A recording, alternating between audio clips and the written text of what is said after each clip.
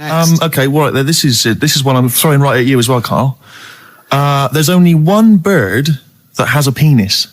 It's not a joke. It's not a joke. This is a genuine trivia question. I'd say... I think I've seen one on this. Is it an ostrich? Right, you're going for ostrich, Carl? I'll go for ostrich as well. Right. Did you come up with that yourself? Or? Yeah, I was going to say that before you said it. Well, guys, you went for ostrich. Chicken? You're both wrong. It's actually the swan. The large chicken. Yeah. What? That's a bit worrying then, because I thought I saw an ostrich penis, so what was I looking at? I don't know, were you just examining it closely at the zoo? What were you? I just... It's probably a strap-on. It was probably two lesser ostriches giving each other one. Exactly. And that's how that can influence people. Things like that. Dirty, filthy lesser ostriches can confuse a child if he's at the zoo. A swan's got... That's really annoying. I'd never give a swan a knob. It's the little puffiest of all birds, isn't it? Yeah. Oh, I'm protected by the queen. But I need a knob. If I had to give a knob to any bird, Good question. No, I wish I'd posed that myself. If you could give a knob to any bird, what would it be? Phone in. Vulture. Of course, a vulture. They need a big veiny bang stick. Yeah. What about yourself, Carl? If you could give a knob to any bird, and don't make it rude. Or if I could give a knob to any bird, what bird do you suit up? It's got to be a bird of prey or something like that, isn't it? Cool. Just a robin, really. That would be amazing. That would be Christmas cards would be like. Yeah, but it's a normal human-sized knob on a robin. That'd be great, wouldn't it? And the other thing annoying about this is ironic, right?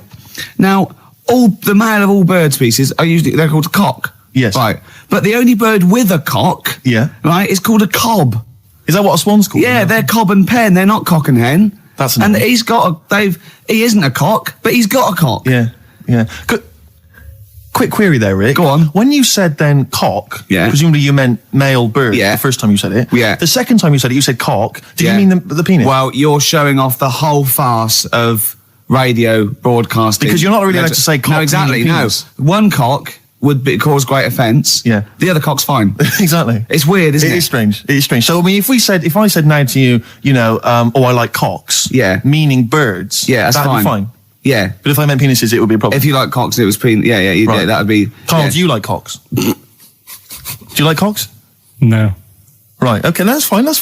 I was asking if you like... No, I like, Yeah. Well, I'm a big fan of tits. The small birds that come down and peck at you. Yeah. Yeah, you like tits and cocks. There's nothing... Tits and cocks. There's nothing wrong with... There's nothing... Carl, don't worry. There's nothing wrong with saying tits and cocks. When I said tits, I meant the little birds. Yeah, and when I said cocks, I mean the big birds. Yeah. Do you know when... Go on. No, it's just that... It's when you're talking about tits. Yeah. At the milk. Do you... I like the fact they flutter away when they hear the milkman coming. Oh, come on. So when... What are you talking about? No, when the milkman's coming, when he's walking up the path. Ash, and sometimes, lovely song. Got to apologise to our producer there because he was worried about. There was nothing wrong with it. It's just like saying you like watching birds in the garden. It's just that I think you're better than that. I know it's cheap, isn't it, to say I like tits. Yeah, I like cocks. So are we a bit more literary now? One of my favourite things is Fanny by Gaslight. Really? That's interesting. I'm a big fan of Moby Dick. The book, Moby Dick. Yeah, not the medical condition. There's nothing innuendo. No, it's the big, horrible thing that used to swallow semen. Yeah. Now, in the winter... Yeah. Steve. Go on. There's nothing I like more than to keep my hands warm in a muff. No, sure. You mean those kind of furry things that sort of classy-looking ladies... Yeah, posh ladies often put their hands... You know when you have a nice, a party and they're all leaving... a winter party. And you might take the wrong hat or something. There's nothing I like more than to see two posh women with their hands in each other's muffs. Oh, that's always a And they're going, oh, this must be yours. Yeah, that is always funny. Yeah. That's always funny. Yeah. But seriously, no, I'll stop this. You're right. I've got a degree. I just remembered that my favourite Beatles song is "Come Together." Yeah. Now we're going to stop this now, Carl, because it's childish. You're right. I've got a philosophy degree, for Christ's sake, and it's about time. Who's your favourite philosopher? Do you mind me asking? Well, I would tell you, except when I ever talk about it, I go into a Cockney accent. Really? So it can be like my favourite philosopher. I like a bit of Kant. Right. Is that Immanuel Kant, the philosopher? Yeah. That's strange. Yeah. That's strange. What's his name again? Kant. Oh, yeah. That can be weird. Can be strange. Look at Carl's face. Look at his face. Look at his face. Join in, Carl. Undo your trousers. Just We'd let be it like hang Stan out. Let your Boardman cock hang when he out. told the Fokker joke. Yeah. We won't do local radio again for 10 years. Ian Brown, dolphins were monkeys. Yep. Before that, don't know what that was. I'm still pissed off that swans have got cocks. Yeah. It's a waste. It's a waste of a knob with a I know what swan. you mean, I know what you They don't know what they're doing with it half the time. Now we've got some great. Do you remember? We're stopped all the silly innuendos now. But do you remember? I think it's because they've got a long neck, and to balance them properly in the water. Counterbalance. What are those things that boats have underneath? A rudder. No. No, yeah, You know what I mean? Like the keel yachts. thing, yeah, the big. Maybe. Yeah, Do you know what I mean? it might be. You might be right. Yeah, Balance. What about? But ducks would need one as well, wouldn't they? ducks don't. Because they've got short necks. Oh, I see what you mean. It's the necks. Yeah. So hold on. So do you think that's so long necks, long knob? Don't look at me, Gervais. Ask Steve. I know. No. Sandy Tossfeg's got a tiny cock, hasn't she? But she has got one, which is interesting. That's libelous. I just like to say now that Sandy Tossfeg has never had a knob. No, she's not. But you're not lying about the neck. No, she's got a little Yeah, neck. tiny That's little fine. neck, That's clear for all to see. I just remember a bloke I saw on Opportunity Knocks once. Opportunity knocks. Yeah, it was a pianist who it's true, and his name was Wayne King. Do you like Wayne King? Carl, what's your opinion on Wayne King? I don't know his work. You're not a fan of his work. Okay, no, that's fine. Carl, we asked your opinion, mate, and you've given it, and that's all we can ask for. Oh, no opinion on Wayne King. If you're a fan of Wayne King at home, please get in touch. The email address I had, ricky.gervais@xfm.co.uk. What was the number again? 08700 800 1234. You know, if you like Wayne King, or if, you know... No. Oh, what are you talking about? We're asking someone's music opinion. It's a music station. What? Oh, you're It's going to be like this all day. Let's talk about you and your girlfriends again. I think people enjoy that more. Oh, wow. You are grumpy. Why are you grumpy? You're all grumpy because you've been loaded. Come on, tell us. Come on. I think I've got SAD. What's that mean? That thing when it's Sade. when it's dark outside and you feel depressed. Oh, yeah. I think I've got that. But you're from Manchester, aren't you? Isn't it like pitch black there all the time? Isn't it like which country? Is it Iceland where it's like dark all year? The land of the mole people. No. Yeah. I was telling Steve before. In fact, I'm not going to bore you with it. Go on. What were we saying about Wayne? Well, you bored me with it earlier. Can't you bore him with it? Yeah, it's only fair. What were we saying about what? Wayne King. Carl, play a record. Oh, that's It's disgusting, Carl. You're a pervert. Yeah, just for 1 week only, we're back at score, okay? There's innuendos. We laugh when we say the word bender, cock, tits meaning birds. Carl and Ricky sitting in a tree. KISSING. Fella just phoned up and said you were talking about waterfowl before. The only bird with a penis is the swan. Mm-hmm. And he said that it was worried him about the ugly duckling. They'll go about, he turned into a swan, but ducklings, they're not called ducklings, they're called cygnets. I pointed out that the swan in question didn't understand because he thought he was a duckling. Yeah. And that all the other ducks sort of laughed at him because he was all gangly and everything. But they turned into a swan and he realised, I was a swan all along. Yeah, See? the ugly duckling story got me through so many bleak nights as a child. You couldn't wait to one day turn into a swan. Still waiting for it. So you could have a knob. So you can have it, yeah. Cool. Yeah, because look, Carl, look, don't worry, because it's a nice little. No one's going to complain about this. This is lovely, childish, lovely little innuendo. There's nothing nasty or vicious. There's no. And anyway, hate. off air, you're a different kettle of fish. You were trying to get us with the Gaylords joke. Yes, he was, and he tried to do this. We'd done the Gaylords. Do you see that film last night, Gaylords? Now, Carl trying to get his own back. Did you watch Gaylords last night? Brilliant. It's got to be. Did you see that film last night? Gaylords Say No, and then you say no, and we all point and laugh. And as we definitely know, it's a duck, so he hasn't got a cock. He has not got a penis. Penis, sorry. That was a mistake. There, I did say cock. Did you mean penis, though? Yeah. You shouldn't have said that, Rick. I'm really sorry. You should have sorry. pretended you meant bird. Oh, I'm really sorry. Which bird's got a cock? Swan. Swan. Okay, nice one. The Jolly Green Giant. He had quite a distinctive look, which is obviously what I've been thinking of exploiting. What, the Being little about 6 foot seven. I know, the little sort of like a little dress. Was it corn crops that made up his little skirt? Yeah. What was the Jolly Green Giant so jolly about? Probably, he was very pleased. It can't have just been the sweet corn and the peas. No, I reckon it was his enormous jolly green knob. I mean, he must have got up every day and gone, look at that. He must have been so happy. The only thing that's like, in the case of the Jolly Green Giant, or like when Gulliver was a giant and he was in Lilliput and all the Lilliputians, they helped him out, they were feeding him and stuff. Yeah. If you're a giant like that in that situation, how do you sort of have a little sneaky tug? A little tug, a little J. Arthur Rank? I don't know, because it's like... It's very tricky to do that. You're as big as their mountains, aren't you? You can't hide. They go, there's no... All the little village probably just thought it was a tidal wave or something. Do you know what I mean? That's pretty grim, though. Yeah. I mean, the tidal wave was pretty desperate. I know. It's how would he have gone to the mayor and said, I need a Kleenex the size of a tennis court and a gigantic copy of the Daily Star. But why are you dropping off tickets? Are you a little bit... Because I thought you were married and stuff. Why do you suddenly got this obsession with Gervais? Because I'm a bit rough, ain't I? Yeah. It's like when you see Dale Winton out with those rough boys. I'd like to get one of my own. When a top celebrity in a lovely looking suit walks down the corridor with his penis out... Yes. Yeah. I know that I'm still attractive. You know you've arrived. I was inaugurating the same way. For me, it was Des O'Connor. It's like it's the passing on of the baton, if I may use that euphemism. and you've been battened. But it's fantastic. Well, it is a pleasure. I don't think I'm complacent just because I'm mixed with you. I still wake up and think, I don't believe it. I'm mates with Jono. Can I just point out one thing? I was listening to the show last week and I heard you, as always, revealing a little too much about yourself, if you don't mind me saying so. Yeah. Steve, not as much as you. No, but that was just for the benefit of the room. And talking about when you used to occasionally urinate in the sink. Yeah. When you were around my house last time and I came in and you looked a bit shifty.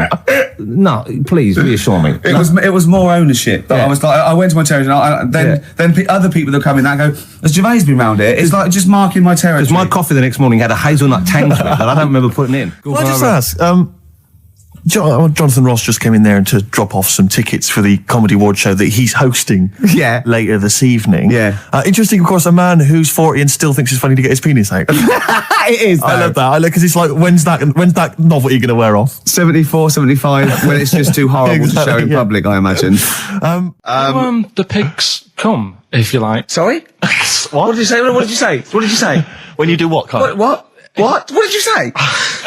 No, what did you say? Because I don't want to have to go to the radio authority again. What did you say then? Just remember. We are going out live, Carl. Yeah, remember Tom Binns, right? What did you say? What I'm saying is, why were they shouting Vera? Because pigs don't come to the name, do they? Hey? I don't know the ins and outs of pig, have how to lure a pig into your trap. Can I just tell you some very, very interesting things about pigs? Please do. Right. One, everyone knows they have a corkscrew-shaped penis, right? A corkscrew-shaped penis. That's the tail, isn't it? Two, they can't look up. They can't put their head back and look up, right? Three, they can have a 30-minute orgasm. Rick, is it only pigs that have got a corkscrew-shaped penis? No, and landlords. Okay. Very handy. Right. And I was watching a programme the other night about snakes. Right. And it was like, don't walk through a river that's full of snakes because... Good advice. They if you got a kid in the car or in the house, turn your radio down if you don't want them to hear stuff like this. But, they go for your tackle. Why? I don't know, they just do. They think it's another little snake. Maybe. With swollen cheeks. Earrings. With earrings, yeah. So, or an anaconda in my case. With one eye. So, I'm really joking. So and I said to Ricky, what would you do? Right? It's really scaly. You two in the woods. You're having a wander, Steve. Having a wander. Oh yeah. You walk through the river. What, me? And Okay. Because you're tall, so it's like you can check out how deep it is before Ricky goes through. Right. Yeah? Which you do. Right. You do that sometimes, don't you? Yeah. But a snake bites your tackle. Yeah. And say penis. Yeah. It's the correct word for it. It's not offensive. It doesn't sound nice. Say it. Say it. Penis, but I don't. Oh, you dirty little. You dirty little slut, Carl. You're a dirty little. It's just one of those words. Right. Yeah. Carry on with let's carry on. What's the story? I'm wandering through a river. Yeah. And the snake bites your penis. Yeah. Right. And you know, Ricky doesn't leave WC1. Why on earth we're going to be anywhere near a river where there's sort of anyway, snakes? Anyway. Yeah. You are in this situation. Yeah. Okay. The snake bites you. And I said to Ricky, if it was a matter of life or death, would you suck out the poison? What do you think he said? and the bit I made, because he was thinking about it, like, oh God, well, he's my best mate and everything. What will I do? And I said, and then Steve starts sort of groaning like he's enjoying it. I'm just trying to remember what I did do. What did happen in that instant? Okay. So I've been bitten on the penis by a snake. Yeah, there's poison in it. There's no poison in it. Yeah. I've had a go at trying to suck it out myself. Yeah, but you've never mastered that. I've never been able to master that. Yeah. It's just such a long spine and such a short, stubby knob that he's got no chance. Yeah. So I have to get. He's even had lip extensions. I mean, yeah. Go on. And would Ricky suck it out? Almost certainly not. Yeah, that's the answer. Yeah, he'd let me die a hideous, horrible death. I'd go, is there anyone you want a towel? Do you want me to call your mum and dad? Yeah. How should I tell them you died? Is they tell him I died taking a bullet for a lady? Yeah. Yeah, I was beating up some nasty people. Yeah. Would you at least run into the woods and try and find some kind of animal that could do it for me? Some of those monkeys look like they got a good technique. Right. Stop it. Go on. We've got 3 things, as always. I'll give them a little heading to tease you as to which one you want to learn first. Yeah. First one is the tip included? Is the tip included? Like it. Second one, I want to come here in hindsight. Right. I wouldn't have come here in hindsight? Yeah. Okay. And the third one, am I going to have to thump you? We're going to have to thump you. Okay, and you've trawled the internet? So if I can get into the mindset of this plan, is the tip included? Well, obviously, that's probably not going to be about a weight. It's going to be if that's someone losing the end of his knob, I assume. This is educating Ricky. Is the tip included? Right. Apparently, a fellow was on holiday in Turkey. Just having a normal holiday. Weather's good. He's having a good time. Weight is all normal height. Yeah. He's having his meal.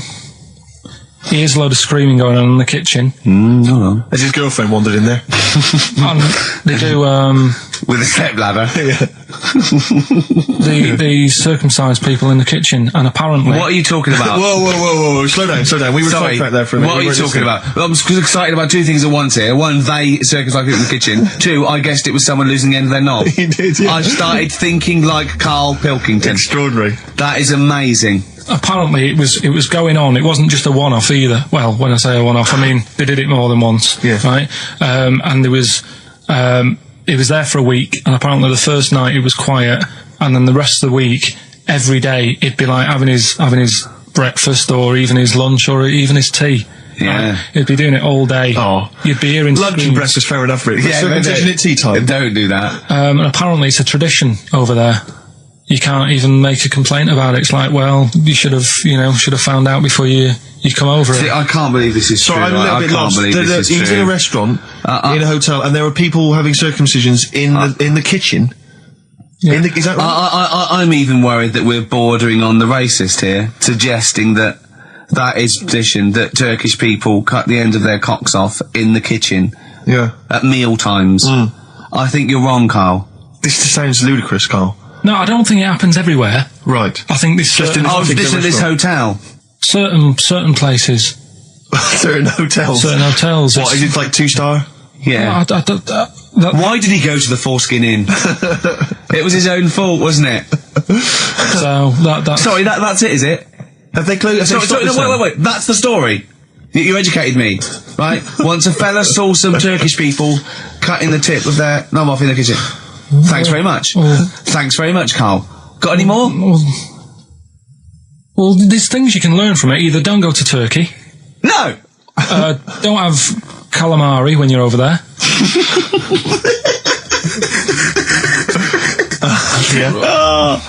Karl, you've done it again. Well, all I'm saying is, right, there was at the pub quiz, I go to the toilet, not thinking about anything. I try to go, right, there's a little gay fella next to me. I love this little gay fella. Now, the weird thing is, there's nothing stopping him having a little glance, right, because he's allowed in the fella's toilet. Yeah. Now, I'm not allowed to go into the woman's toilet and have a little look round. Right. So all I'm saying is, should they have another toilet area? What, for gay people? Yeah. And so this would be gay men and lesbians? Is that going to complicate things? Well, I mean, I can only assume. I mean, to what point? That's your question, right? If you're intimidated, that's a shame. But you know, most gay men aren't looking at your knob. You know that. What do you mean? I can only say that 99.9% of gay men who use a urinal standing next to what they assume is a heterosexual man aren't looking at his knob. And what they're doing then? They're emptying their bladder. No, but the thing is, I can't talk. You're saying like, you know, about would you have one toilet for lesbian women and gay fellas, right? What does that mean? Would it be mixed? Would it just be? Well, would it have a man on one? That's heterosexual man. A little picture of a woman on the other, and then what? What would the little icon be? A man and a woman. A man and a woman. Just having a chat. Yeah.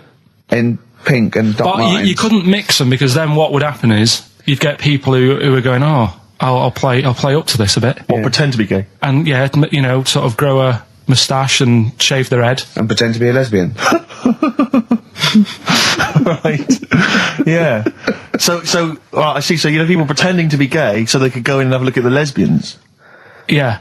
Right. So that would mean that we need 4 cubicles now, would we? Yeah, no, this is fine. 4 cubicles. So every pub How now... many toilets do we need at Every the pub's moment? now got 4 toilets. Oh, Carl, bisexuals. Yeah. Now, interesting. Bisexuals. How many toilets do we need now? Call the council. Do you use any? Huh? No. No, because they're interested in everything, aren't they? Because the little bisexual fellow will be looking at your knob. Right, with them, Yeah. what you do, you just have a door, you open it, and there's one urinal there, so you can't get a queue. They have to sort of wait. I just thought that, well, why can't there just be a thing between the urinals so no one can look at anyone else's knob? Wait a minute. Just to go back to Ricky's point, what stops, even if we've got the toilet for gay men, what stops the gay men who want to have a look at your willy going in the regular toilet and pretending that they're straight? Most men don't wear gay across their No, head. exactly. They don't have a tattoo. There's no branding yet in the British House where they have to declare. So we're going to have to expand this. What So we've do all you- got to carry identity Do you know cards. you can see a gay, can you? Coming a mile off. No? No, I'll just hold it in next time. No. Can you tell gay men? Do you know a gay man? I'd say probably if you did if you lined some people up and said point them out, I reckon I'd get. But hold on, we're not talking about people dressed in leather with the arse cut out and an handlebar moustache. Yeah. We're talking about the everyday non-seen. Of course. Yeah, but I mean, suppose I put you in a room and there was 10 naked men, right? Yeah. And there's 5 gay men and 5 hetero. Could you walk along that line looking at those gay... Am I naked? No, you don't have to be naked. Why would you have to be naked? To catch them out. Play a record! How will you catch them out? Don't go into it. Don't go into it. Play a record. You know, talking about operations and that, you were saying, you know, can you have a sex change done on the NHS and that? No, you can. Well, you say you can. I think that's a bit... It's not that important to have done, I don't think. Well, it depends if you desperately want it. It depends if you feel that you're born actually a different sex.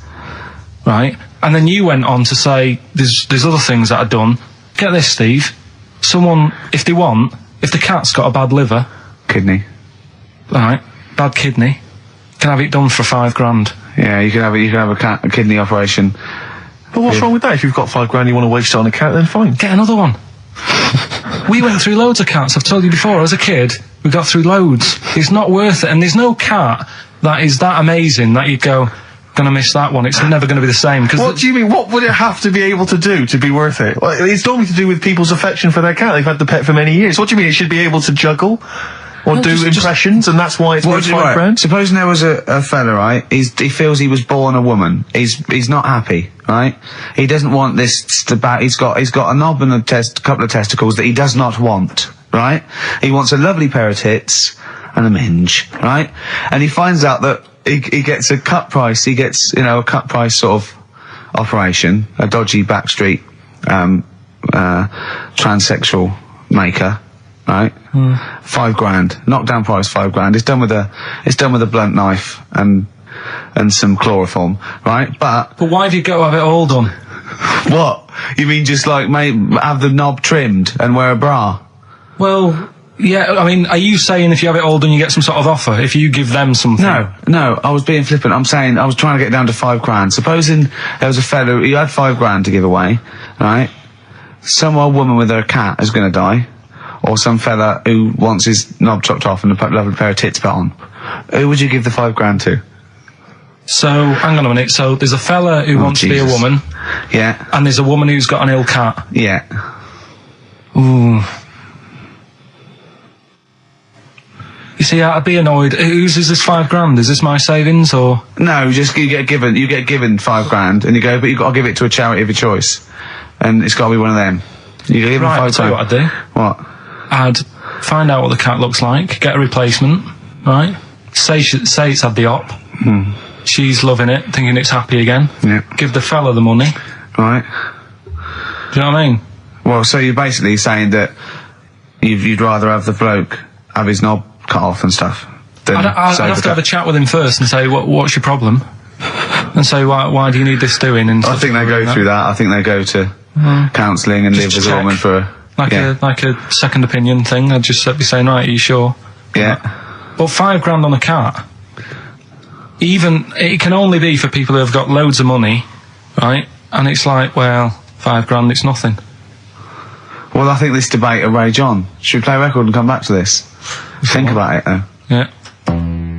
Bit of White Stripes. SIBO, Bitter End on XFM 104.9. I'm Ricky Gervais, with me Steve Merchant and Karl Pilkington. Karl, you're looking all flustered and confused again. Still just sort of don't get it. What don't you get? Well, that's a long list, Rick. Yeah. If you have your... knob cut off. Yeah.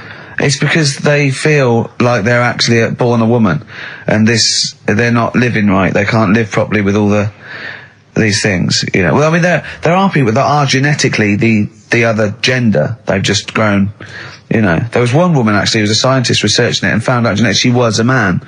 She had Y chromosomes. But this is something different. This is both psychological and everything else. Sometimes it's that thing again, isn't it? You can't always have, what you want. It's like I'd like to have hair. Do you know what I mean? But it's a bit easier. You can wear a wig. You can't go around really. Well, you can put on, false breasts and tuck it in. That's just it as well, isn't it? You see, you say you could have the operation done and that, and yeah, you might sort of feel as free as a woman down below and that, but at the end of the day, you still look like a fella. Yeah, here's a bra and a split tennis ball. No, they'd be just like Auntie Nora. Do you know what I mean, though? Well, yeah, but it's about their outward appearance as well and how they feel publicly. Don't forget, a transsexual, it's not a transvestite. This isn't just a builder in a dress. They have the hormone replacement as well, so they get estrogen. So they and electrolysis. So they have, their face looks different. They don't go bald. They're slighter. They you know what I mean? They're the real thing. A transsexual is now the real thing, biologically and politically and. But they'll still be a man, won't they? Well, it'd be embarrassing if they don't tell their new partner and there's pictures of them, down the pub when they were 24. But you probably sort of get over that, don't you? They go, who's the fella with the beard drinking the yard of ale?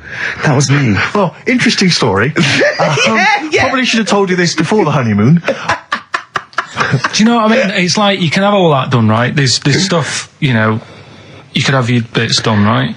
You can have false teeth, but you know that when you see an old person with a good set of teeth, it's like, well, they're false. There's no way you've got good teeth like that if you were brought up in the 30s. But what would you do if Suzanne said, look, I've got a terrible secret, and she showed you a picture of this kid, this little boy, growing up, playing football, and then the pictures stop at 20, just before you met her, and she goes, and she shows you a nice pair of bollocks in a jar. She goes, they were mine. Well, first thing is you take back the gloves you bought her last week. Would you go, I can't go out with you now? Or would you say, well, you're the same person? I've blown his mind. I really have freaked him out there. She is into sport. Hey? Should we play a record while you give her a call? No, but look, what I'm saying is here, right? It doesn't matter what you have done. We can wrap this up here because I've got it sorted, right? Okay. It doesn't matter what you have done. At the end of the day, it's obvious that you've had it done. If you're a fella and you've been changed to a woman, I could spot you, right? Mm-hmm. If you can't though. I tell you what, I was at Suzanne's mum and dad's right up north last week, and I went to the off licence, right? Yeah. And I went in there, never seen this fella before, right?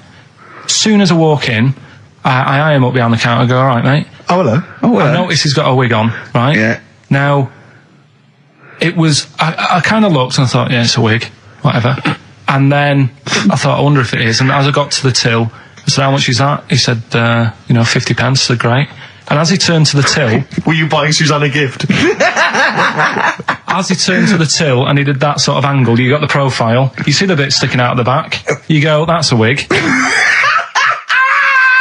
I know what you mean. Yeah. I know what you mean. And it's like a little, it just, the last inch just lifts away from the neck. Yeah. Yeah. Now, everybody who goes in that shop will probably know him as having a wig and that. He keeps him happy, but everybody knows. So, what I'm saying is, it's like... But could I just say, transsexuals put in a little bit more effort than a fella who's plonked a rug on top and held it down with some duct tape. Do you know what I mean?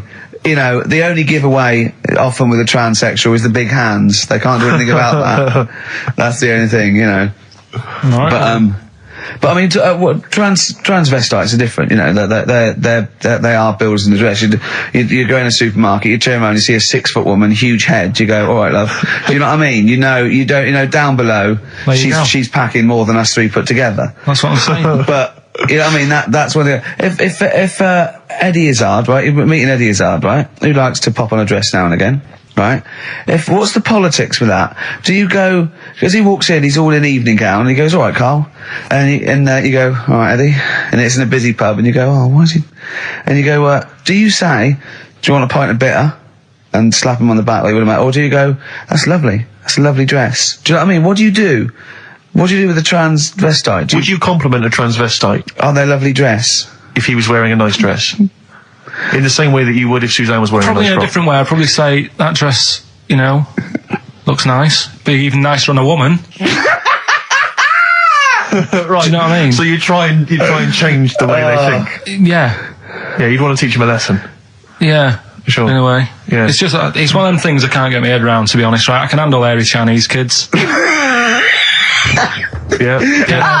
Is it true to say that you've never been able to handle a transvestite? So I'm just going to add that to the list then, Carl, of things you can figure out. It's like 4 volumes. And when we went out with Robin, and... what does this mean to anyone? Yeah. I'm just having a conversation about people they don't know. Go on. Well, it's enough, innit? His name's Robin, he's got really small thumbs, right? He looks a bit like Millhouse, doesn't he? That sums it up. He's like Elephant Man, you know what you get in there, right? Robin, he's got little thumbs, right? So I wonder if he's listening. I wanted to do some research, and I thought, I wonder if there's anything on small thumbs, right?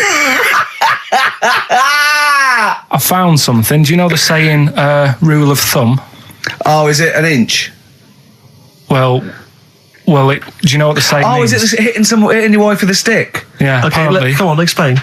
Well, rule of thumb, you know what that saying means if someone says... Kind of, yeah. Well, it just means... a rule of thumb, usually, a general rule. Yeah, exactly, yeah. Right? Well, where it actually came from is years ago, husbands weren't allowed to sort of clout the wife with anything. What was it like in the past? I know, yeah. You couldn't clout your missus. With anything wider than your thumb. The stick had to be the same, no bigger than your thumb. Oh, no, So I was thinking a big Robin bloke- could do no damage if he went out with anyone. Although his is wide, he's got a little thumb like a little knob, isn't it? It's like it's truncated because it starts off normal. It looks like he's had his big toes put on his hands. Does he have to drink a pint with 2 hands? Yeah. And he's dropping stuff all the time. Can I just go back to the rule of thumb thing, though? The idea, what date was this? I'm not asking Carl, I'm looking at Ricky, because you're not going to have any idea, Carl. It's just going to be the past. Yeah. But I like the idea that... I think it's the same sort of day where, I don't know, you got hung for being homosexual and you could shoot a I just love the Welshman. idea that there's blokes beating their wives with shovels, logs of wood, and someone's gone, hang on a minute, everyone, Hold on, this is wait crazy. a minute. Let's have a look at your thumbs. What can we do? Wait a minute. We've got to have some kind of rule here. I'm all for beating your wife, but let's have some kind of rule. Let's give them a sporting chance, surely. surely. He goes, well, I'll tell you what about you can hit her with the width of your thumb? And the wife goes, make it the width of his knob. I go, no. He slaps her again. Yeah. Width of your thumb. All right. Better? Yeah. Oh, it's dear. like the two of you are just, you are like children. You're infants. Your mentality is ludicrous. And you're embarrassing us in front of our special guests. Oh, yeah. I can't believe it. Now, of course, last week we've had tattoo here. We've had a number of letters, Rick. I'm just reading them now. Saying, last week, loved your interview with Chris Martin from Coldplay. Yeah. Genius. Another one here. Great insight into the man who wrote Yellow and Clocks. Yeah. Fascinating. Steve Merchant's interview with Chris Martin was amazing. He showed his own TV show. Yeah. Just some of the letters we've received, Rick. Yeah. So this week, we're very lucky to have with us Russian pop act Tattoo. Round of applause for them. Lovely to have them here. Tattoo. Now then, of course, there's been much controversy that your kind of lesbian shtick is just something to try and whip up some press attention. We are proper lesbians. We love fanny more than cock. Okay, brilliant. And Tattoo, lovely to have you here. Thanks for coming. Yeah. Now then, you've got some live gigs, I understand, planned. Yeah. Duh. Okay. I can't help but notice that you sound, dare I say it, Tattoo, you don't sound so much Russian as German. We cannot do the accent properly. Okay. And Tattoo, it's a joy to have you. Thanks for coming down. And finally, your lesbians would, for instance, either myself or Karl be able to convert you from your lesbian ways? We like the muff so much that the knob is no good for us. All right, well, thanks very much, Tattoo. Yeah, thanks, Tattoo. Thanks very much. Cheers. Next week, share. Brilliant. So if you've got any guests, special guests you love us to interview, then let us know. Ricky.Gervais at XFM.co.uk. And we'll try and get there. Oh, dear. Play a record, Karl. Rockbusters answers next. I was going to say, well, do you want to do that? No, let's do it next. After the record. Just going to say something. What were you going to say? About gays and that. What? In a bit. What were you going to say? Oh, we'll look forward to that. Martina Topley Bird. Need one on XFM 104.9. Right, there goes the girls from Tattoo. See you later. Well Thanks, done. girls. Cheers. Right, a couple of listeners Karl, what were you saying before we cut you off? Yeah, it's just like, you know, you had the girls in and that, and it reminded me, I was talking to Steve in a week. Yeah. I think it's when people were talking about going to Stringfellas and that. Yeah. I was talking about seeing naked people. Yes, I asked him, I said, when he used to watch, say, he accidentally flipped onto BBC Two and some ballet was on, would his eye ever been drawn to maybe the gentleman's lower regions rather than the ladies? The gentleman's package? Yeah, would your eyes ever be accidentally drawn to that and you couldn't resist it? And you said yes. Yeah, because, right, I don't think I'm Oh dear. Oh, go on, I mean, fair enough. No, right. I'm always looking at the beautiful ladies, but fair enough. Yeah. No, go on. But... Right. Have you ever looked at Wayne Sleep's testicles? I went out. Have you ever looked at Wayne Sleep's penis and testicles? I went out on a night out, right? And it was it got to some point in the night where two women and two fellas got on the stage. Right. Started stripping off. Yes. Yeah. Just what, members of the audience? No, I think they were like part of the act, right? Right. And what was it, panto? The fellas had like their undies on, and the girls just had their knickers on. Yeah. Right. And sounds pretty erotic at the moment. Go on. And at the same time, they all whipped their pants off. Yes. Right. It was Bucks Fizz, wasn't it? The adult show. Now I said to Steve at that point. Sorry, I wasn't there. He said it's to be later. Yeah. I said, well, you have a quick glance at the fellas, and then the annoying thing was. I thought, right, now I'll have a look at the women, and it was too late. They put the knickers on. How long were you looking at the fellas? Not that long, but why were you looking at them first? That's human nature, isn't it? Why? I don't know, but I'm sure you would have done the same thing. You just sort of think, well, how are they shaping up? So they weren't shaping up at all. Test. So who had the biggest knob? Which one of the blokes had the biggest knob? No, it's like, normal. But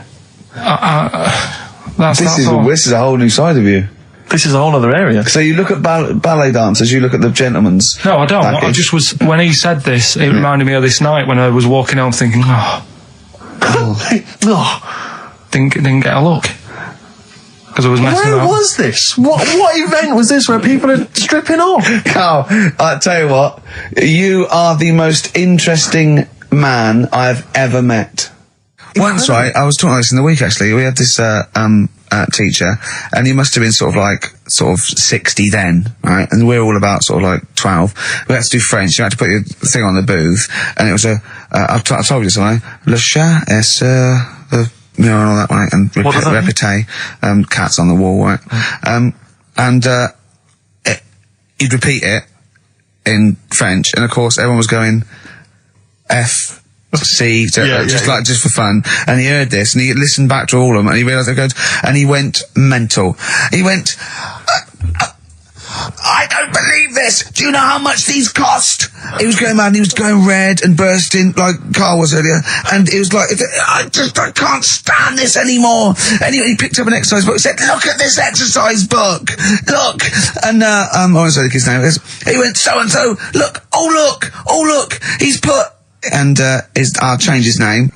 Smithers. He went, oh look, he's put Smithers in shit. Oh, he goes, he's got Clever on this side. He's put Smithers in the lump of shit. That's good, right? And he went berserk. He went, oh look, he's drawn a picture of a penis with wings, and he's written underneath Dicky Bird. He went, is that clever? He went, do you want me to put a piece of paper up so you can come and write swear words and draw ladies' genitals all day? And I went, like that laugh. He went, I'm glad you think it's funny, Mr. Gervais. And he stormed out. Oh, God. Yeah.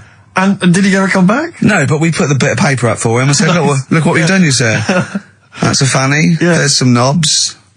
Yeah. Was it biology? No, it was French. Oh, French, of course. Can I ask, why the hell did you go to Hastings? It's so arbitrary. What do you mean? Why go to Hastings? You lost him on arbitrary.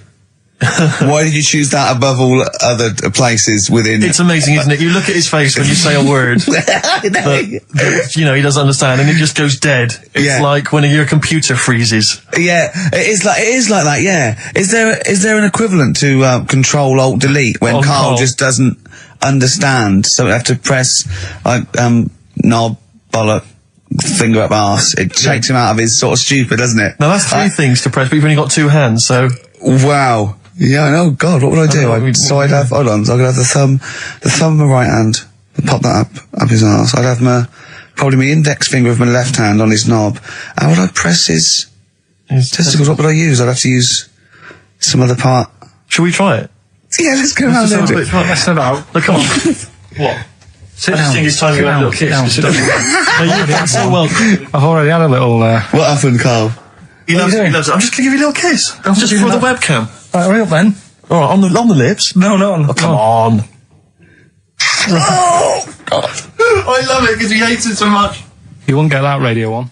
There's a lot of people just coming up behind there, though. Graham Norton. He's just approaching from behind. That's the sort of stuff. It's sort of like we've done satire, we've done innuendo. I mean, he's the king of the double entendre. Well, he's the king of the single entendre, but we can double it up if you want. If anyone... 104.9, this is the sort of things we're available. Go on. I'm loving this. This is going to be good. I'm loving what's coming next. What? If any of the producers of Carry On London are listening and they need some new talent to write some smutty innuendo, I think we're your men. Yeah. Anyway. Carl, you better press the knob, right, to start the record. Spunk. What would you do about single-sex marriages?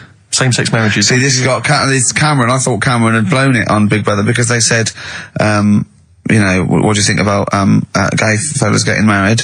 And he went, no, in the Bible it says, you know, a man and a woman. And I thought, he's put off a lot of... Yeah. I don't really think many Christians tune into Big Brother, but we know the gays love it. Yeah. They love Big Brother, don't they, the gays? Yeah, so interesting. But what would your take be on that, same-sex marriages? And then what, having a kid? Well, just let's start off with, you know... That's alright, isn't it? Do you know what I mean? Just let them get on with it. If it's not affecting anyone else. Sure, yeah. Sure. Right? But it starts getting tricky. Right. When you get a kid. Okay. Go on, why? Well, it's just tricky, innit? Do you know what I mean? Well, yeah, you could be right. I'm not giving anything... I mean, you know, we're not... There's no right or wrong answer. It's alright if you were if you lived in the jungle, right, with no one else, right, and you just had these two fellas, right, looking after you, but because you got no one else looking in on that saying, oh, you're a bit weird, aren't you? Do you know what I mean? But as soon as you come to... why have they got married? Do you think the gay people turned to a bloke because they couldn't get a woman? If there's two fellas go away and they're in the jungle, they go, we're definitely not going to find a woman here. We might as well bum. That's not how homosexuality starts. People don't... It makes you wonder... No, it does make you wonder. Gays don't go, well, I'll tell you what, I haven't seen a woman I fancy yet. I'll try a bit of knob. No. But what I'm saying is, right, if you're brought up in like a little jungle, right? Yeah. How are you brought up? Someone just puts you there. I don't know what this is. Steve, I can't be bothered running the country. I'm fascinated. I can't be bothered running the country. Like, I'm too much trouble for you. KP takes care of me. All right, fair enough. What I'm saying is, right, if you're brought up in a jungle, right. What do you mean brought up? Just let him finish. What does he mean? You understand what I mean? Like Tarzan. You got to tell me what you mean by brought up. Wolves, chimps. What? Right, well, there's a good example of what I'm saying to you. Right. What I'm saying is, there's a fella, right, he's brought up in the jungle. Shut up, just let him finish. Let him finish. There's no women about, he doesn't know about women, he doesn't understand what women are. Right. But another fella walks in the scene. Yeah. And he gets pally with him. What does he talk about? Then they've both got needs. This scenario is ridiculous. How has he lived? Or does he know what's his reference points? I can't be bothered with this. Honestly, Saturday should have been, day off and that, not worrying me about problems. Oh, God! KP takes care of me. Oh, dear. Jet, are you going to be my girl on XFM 104.9? I'm Ricky Gervais, with me Stephen Merchant. Over there, little roundy bald head of Karl Pilkington. Good news and bad news. Good news is, boys are back in town, we're here for 2 hours. Hello. Bad news is, we have no monkey news, gay fella news, or little Chinese fella news. Really? We're going to try and, leave that for a week, and then maybe come back to it. Yeah. It was Why do I get the feeling that within 20 minutes we'll be talking about little gay Chinese monkeys? Carl, think of that. We have got monkey news. Have we? Oh, yeah. So we've already broken that promise. Oh, okay. I thought we were going to try and sort of talk about something else. Just like, for example, that's why your balls are on the outside. Because the cells have to be a certain temperature to survive. I don't know if it's the sperm or Sertoli cells, but they have to be a couple of degrees below body temperature.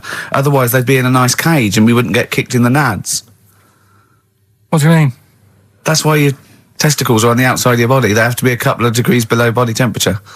Yeah, but that isn't why they're there. You see, this is like the chat we had last week about the giraffe having a long neck. What do you mean? They're there because that's where they happen to be. They didn't go right. Well, that's what evolution is. It's a selection process. It's not a will.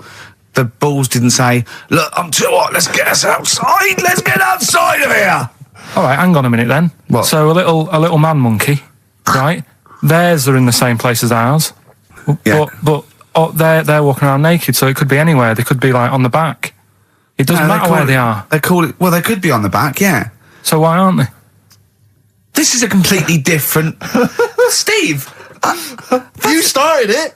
I wash my hands of the whole affair. And we're not only back to balls, but we're back to monkey balls. Yes. In one thing from about parasites, we're back to monkey ball news. Yeah. How do we get back to chimp testicle news? Keeps happening. We've done, like, Donald McIntyre's thing, right? He's been ripping us off. I did Cheap as Chimps. Yeah. He's been doing it. No, he hasn't. He has. He's done some programme about how much it costs to get a monkey and that. Right. What else have we done? He believes this. Yeah. There's loads of stuff we've done like that. Yesterday, Rich and Judy gave you the tea picked by monkeys. Yeah. I told you about that either last week or the week before. Yeah. I there's people send monkey news all the time for Carl, and I showed him one earlier which said there's a new monkey hospital that's been opened. Yeah. Carl, now, that's for the treatment of monkeys, right? But he immediately thought it was run by monkeys in white coat. Did he really? Yes, and he was disappointed because it wasn't. He was assuming there'd be little janitors. Is that what you said? Yeah, little janitors mopping up. Carl! Little chimps with the ECG machines, whatever they're called. Yeah, exactly. Brilliant. He was almost angry. Yeah. Disappointed with it. And what's this about Donna Eyre giving her baby to a gorilla for a week? It happened. No, it didn't happen. She had a baby. They went on the honeymoon. They left it to a little gorilla to look after. Don't! Absolutely! talk. Oh, Again, Carl. there's people online now, so they can have a look at Ananova. Do you want to give some stuff away? Do some. He believes it, and that's it. But the more these things sort of like pop up, come true, the more worrying it is. The more worrying it is for everyone. Imagine if Donna Air had left her baby to a gorilla. It's libelous. Are you saying that? It's libelous. It's not. Well, someone will send it in a bit, and then you'll feel daft again. So I'm not even worrying about it. So that's pretty much that. Is there time for monkey news? I think we've got to have monkey news. And then that second track from the Ryan Adams. Let's play the jingle though, if we can. Oh, chimpanzee, that monkey news, you Right. Now, it was back in the 1980s. Right. So it's quite topical then.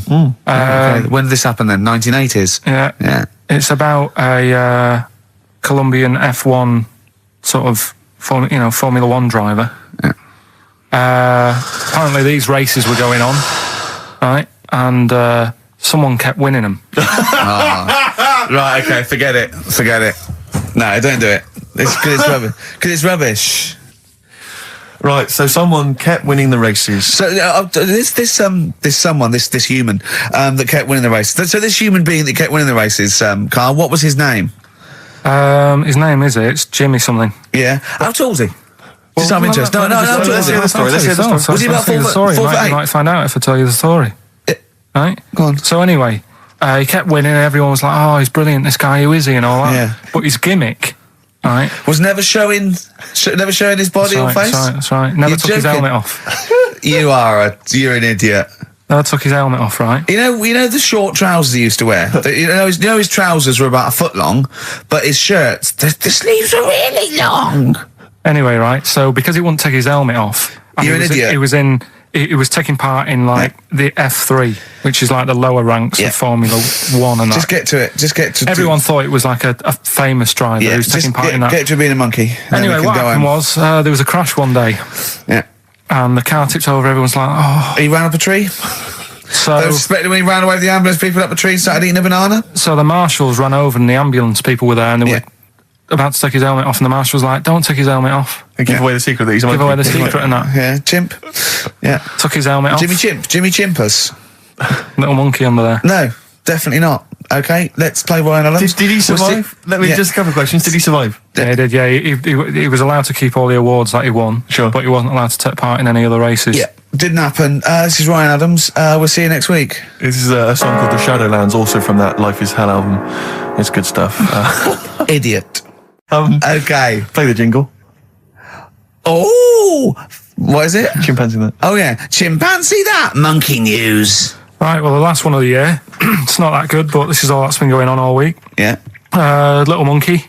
What happened is, it's this plane, right? Aeroflot, I think it is, Russian airline. Having a good flight. Everything's going normal and that. This is going to be libelous. The pilot. Sorry, I mustn't interrupt myself. How tall was the pilot on this flight? Okay, listen, we've had a few complaints. People saying, don't interrupt monkey news. Okay. Don't interrupt monkey news. I won't then. It's like the weather girl complaining whilst Trevor McDonald's doing. Okay, all right. Go on then. All right, so, the flight's going well. Food's been served and all the rest of it. Anyway, someone gets upset about not having many nuts. Right, they've not got enough nuts. They hand the nuts out and that. One of the sort of passengers is going mental. Because what's he saying? He's just what language mad. is he talking? Is he Russian or English? So anyway, there's a bit of a fight going on. Fight starts happening. People are going, "What's up with that little fella?" Right? The little hairy bloke. So they sort of drag him. What's wrong with Bob Hoskins? And why is he screaming? Why isn't he talking in his usual Cockney accent? Why is Bob Hoskins screaming and grabbing at nuts? So you've ruined it. Right? Come on. Forget it. I ruined? Right, Rick, turn his microphone off. Okay, I can't interrupt you. Right. So anyway, there's a fight going on. Nuts are going everywhere, right? So anyway, they manage to tie him down. They get him on the floor, tie his legs up and that, right? His little legs. Get him to Come See you later. Have a good Christmas. No! Carl, how dare you? Finish the story. All that happened is they got back. It turned out that he shouldn't have been on the plane anyway. Why? His passport wasn't valid. Right. And you can't cause problems on planes and that. So he got put in a cell for a bit. Turned out it was a little monkey. Quick question: how did he complain about the shortage of nuts? Yeah. He just was going mental. Right, he didn't actually call over a stewardess. He just. Well, how did he get on the plane in the first place? What ticket did he have? Have a good Christmas and that. But you know it's rubbish. You must know that's rubbish. You must know that's rubbish. All the best. You must know that's rubbish. Where was he going? And I sent him a text. Oh well, it's just good to be on holiday because I'm working. He sent back. So am I. Just been watching Sky News. There is a school for monkeys who want to get a band together. Is that monkey news for later?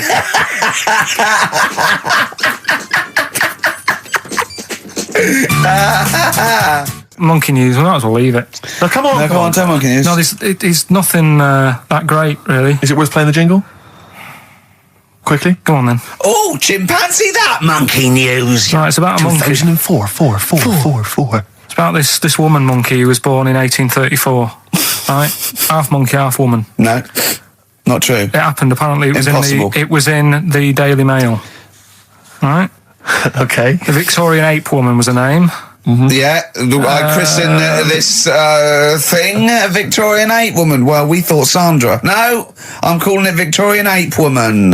She was about 4 foot. No, didn't happen. She had lovely thick black hair on her head and on the back of her legs and on her arms. Yeah. All right. So stockings. Let's have a look. And she didn't need a bustle because of a huge ape-like arse sticking out the back of her dress. She was good at reading and sewing. Well, it's good because they didn't have opposable thumbs. So she could speak 3 languages. yes, She was human, monkey, and monkey human. 20 offers of marriage. Does that annoy you, Steve? Absolute twaddle. All right, well, That's more rubbish than your soul weighing an ounce. Let's leave a it there. Victorian monkey Let's woman. leave it there, then. See you next week with some more twaddle. I was worried we wouldn't have the old magic in 2004, I but we're know. still talking shit. Merry New Year. Is it anything to do with monkeys? no, we've got monkey news. We've got monkey news coming out. Of course we have. Yeah, we've got monkey news. People are there now over to XFM for monkey news with Karl Pilkington. No, we won't do that yet. We're not doing that yet. Oh My Corazon, Tim Burgess, brilliant. XFM 104.9. Right. Well, we're running out of time here. Yeah. We had Carl in a little film, but I think we've only got time for monkey news, you know? Yeah. What are you thinking, Carl? Yeah, if you want to do that. Yeah, let's do monkey news. All right. Play the jingle. Oh, chimpanzee, that monkey news. Right, there's this monkey, right? Oh, yeah. I think his name was number 6 or number 7 or something, right? In this lab, right? Yeah. And anyway, it's in there with the rabbits and little mice and stuff like that. And The rabbit smoking. the nurse, right? Not the nurse, the woman who works in the lab. What would you call her? A nurse? Depends. What depends what her job was. If she was a lab assistant, you call her a lab assistant. All right. I mean, they probably call her by a name. All right, lab assistant, right? Kirsty. So she's, I think it's probably Kirsty. Right, Kirsty Morris. well, she's in there, right? Yeah. And she don't work with many people and that. She's mainly on her own with, just putting lipstick on rabbits and stuff like that, right? Chimp fancied her. So, Chimp fancied her. He's putting on lipstick. Chimp fancied her because she's got hairy legs. He gets pally, right, with this woman. Yeah. Because, it gets to a point when she sees him every day. It's the way he sort of tries to string out like it's a narrative love story. Did the chimp put its hand out and grabbed her, and then you thinking that he made a move on her? So Right, come on, he's let him allowed tell the out. He's story. allowed out. Oh, the it's not a cage. story, is it? He's allowed out the cage and what have you every day. So he's wandering about, and as time goes on, he's watching what she's doing more and more. Yeah. Right. So he notices like the code on the door. Right. Right. Whatever 247 or whatever. Yeah. And he goes, right, I've clocked that. I've got Yeah. that. I'll remember that. Right.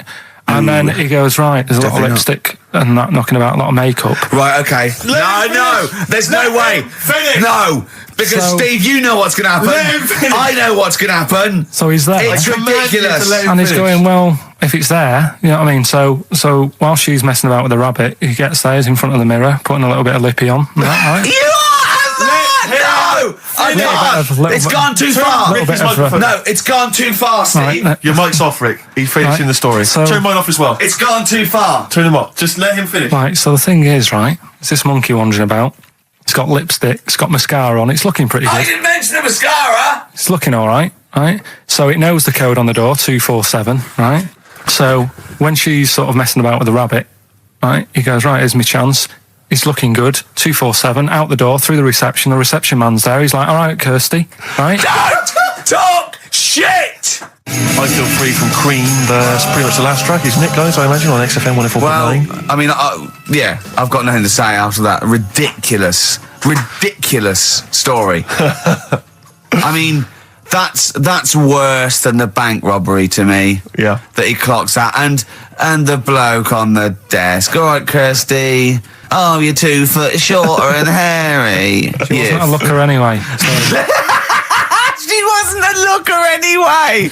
Brilliant. Oh, play a record and say to you, yeah, we'll see you next week for the last time for a little while. Just got ads and adverts. Oh, I'd love to end with adverts. See you later. It's brilliant. Going out on a bang. All right, well, this is the final one. Play the jingle. Oh, chimpanzee, that monkey news, you Right, well, this monkey news story, right, it's about this fella, a couple of fellas in Texas, sort of running a farm, right? Just gonna say, was they definitely fellas? Well, how tall are they? Can we just let okay, they are human beings. These two are human beings. Time's against us. They're running this farm and that, and anyway, so they're outside getting the cattle, and he turns round, right? It's just that cow's couple of monkeys walking about. So he goes, what's going on, right? So anyway, so it's in Texas. They don't know what to do with the monkeys. There isn't a zoo. It's fairly barren there, isn't it? You know what I mean? Not much going about. So the other fella who runs the farm with him said, look, we need a bit of an hand. Right? So said, let's teach them some stuff. And the monkeys were happy with that because they were lost anyway, right? So they had a bit to do. They were bumming around. They were looking for work. They'd hired a motorhome. They'd gone out of their way. Maybe it's like the Hulk. They're like Bruce Banner wandering around going, I need some work. You won't get angry, will you? So anyway, right? So they taught these monkeys how to ride a horse, right? So they've both got a... Sorry, you're sure Charlton Heston's not going to pop up? You're sure you weren't watching a video last night and thought it was a documentary? They've both got a horse each, right? They've been given like a little lasso and all that business. Oh, don't talk shit, Carl. So, anyway, it's going well, and it carried on for about 2 years, this, right? It's like, you know, rounding up the cattle every night and all that. Yeah. So, the two fellas are chatting, going, it's worked out well, hasn't it? Right, if there's a hostile takeover and they sort of like buy up 51% of the shares or something. So they said, for this to continue, the monkeys are getting old a bit now. We need a little woman monkey in here to sort of get some kids going for like the future farm people. Forward planning, yeah. So they get a little woman monkey. They decided to only hire monkeys from now. Why not? It's working. Why mess with something when it's not broke? Right? So they get the little woman monkey in. They have kids and all that business, right? But the problem was, right, when they first got the woman monkey in, it was like, well, which one's going to have the woman? Right? So they started sort of fighting a bit and what have you. But because they'd seen the owners of the farm with like don't tell me the baby monkeys didn't want to go into the family business, went off to be a lawyer. They had a bit of a shoot-off. Shut up! They got two monkeys, right? And because they'd seen the owners with guns and what have you. No, that sounds so they had a bit of a shoot-off. Yeah. That's how they sorted it out. And who won? I think it was George. The one called George. Right. So I think they had 17 kids. The farm's still running. So that's like the last little monkey news there. Good little happy ending to that one. If you were to rub your nipple against his lips while I held him down. Right, come off it now. Come on. No, I'm not doing it. Bruce Springsteen, Thunder Road, last track on XFM's Ricky Steve. You can check this all out on the webcam. I've got fingers.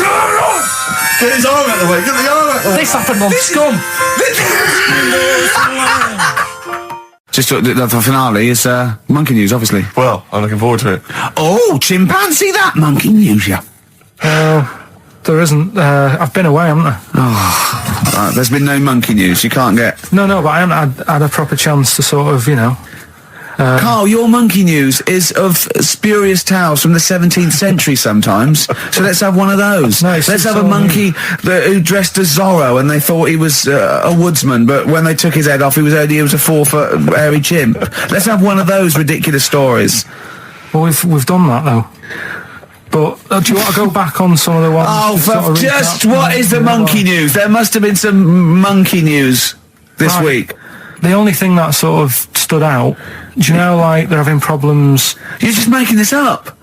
Where's your information? Where's the piece of paper? Where's the document? What is this? Because I've been away, so I haven't got anything. Let's hear But it's bad enough when he's reading it, he gets it wrong. When he's just riffing, it's going to be absolute twaddle. Let's hear it out. Right, do you know, like, they're having problems getting new people to be policemen?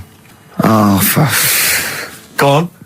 They've, in America, they're taking them on to, sort of join the SWAT team. They've taken what on? Some little monkeys. Okay. Giving them walkie-talkies and all that. And, Well, they can't talk. They're just walkies. they don't have to They're giving them some walkies. What do you mean? What was... being given commands and that. And, they What, so it's one way, they tell them they've got the little thing strapped to them. They're good at, like, getting into small, some sort of, you know, small places and that, and sort of, you know, cracking stuff and all that. Like I say, it's just half a story I just picked up on. That's not a story. Well, what do you want? Monkey news! Well, I'll get some better stuff next week, but I've literally, like, got off a plane. This is the worst. This is one of the worst shows we've ever done. And that's saying something, Rick. We've done some tripe. This is nothing. And to end with the police in America have given monkeys walkie-talkies. That's nothing. That is a disgrace. And what do you mean that you've not had enough time to prepare? We've been off air for 18 months. Yeah. What, there's been no accumulated monkey news in that time? Just got to keep it fresh, though, haven't it? Great, well, what time? XFM. Carl, okay, we've got to sort this out. We didn't meet again this week, and this is a shoddy show. I thought we had a sort of framework for it, but do you know what I mean? No, I thought it'd be, you know, Carl could sort of tell him what was going on. He doesn't know anything except watching telly, late night telly on strange channels. Like, he gets all his information about the news on Anna Nova, and I mean, I even tried out because Monkey News last week was awful. It wasn't Monkey News. It wasn't Monkey News. It was. I can't remember. I've been away on holiday. Brilliant. Yeah, and the Monkey News stops. I phoned him up. There was a front cover of the, I think it was the Telegraph one day this week, and it was an ironic story. It was a fluff piece, but it was a funny story. It was about a monkey in a zoo that had a ruck with its father because it's adolescent. It was like the equivalent of like 16 to 18, and it had a fight with its father, and it escaped. It ran away, and it was like, you know, an interesting story. Yeah. I phoned Carl up and said, "It's a Monkey News. A monkey has escaped from its cage after an argument with its father." And he said, "What was the argument about?" I mean, he thinks like Homer Simpson. Yeah. What was the argument about? Like, the zookeepers are going, "Oh look, oh no, he's brought up his untidy room again." The father, "Oh look, he's caught him smoking again." I mean, what do you mean, what was the argument about? They have fights. They have fights, and then it ran away. His dad wanted him to go to college, but he just wants to quit and get a job. Yeah, and he fancied a monkey in the other cage, and the father was saying, "She's not good enough for you." No. Oh. So what we've got was some it Monkey about? News today? Yeah, I got a little bit of Monkey News. You got a little bit of Monkey News, right? Yeah. You've redeemed yourself then this week. We've got some stuff there and that. Josh Rouse, it's the night time on XFM 104.9. Steve Merchant, Ricky Gervais, Karl Pilkington, and what is it time? I think so. Yeah. Oh, chimpanzee, that Monkey News. Right then, so there's this monkey, right, in Canada. It's in a zoo in Toronto, I think it is.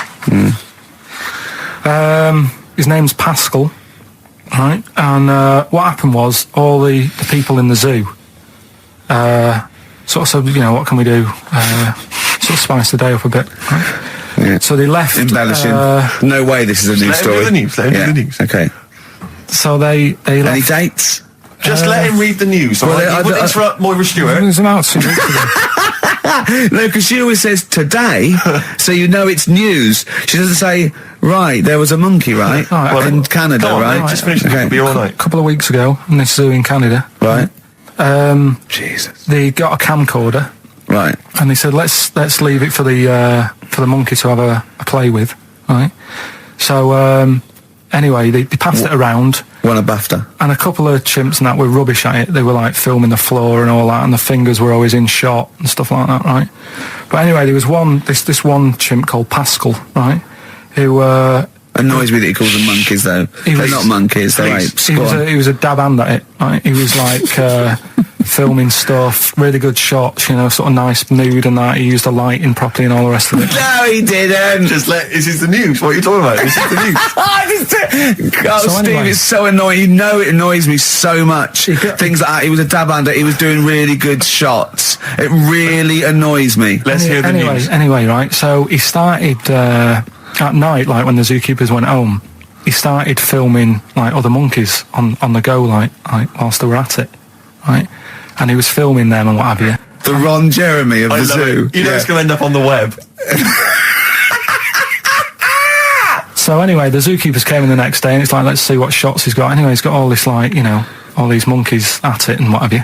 So, this is, honestly, you don't know what this is doing to me, Steve. Can I stop him now? So they thought, like, actually there's a few monkeys who aren't at it enough. Do you know what I mean? They have problems and what have you. So let's give them the videos. That is so untrue. This is so untrue. It's so untrue that it was filmed by a monkey. It's so untrue. Right? Rick, I don't know who to believe.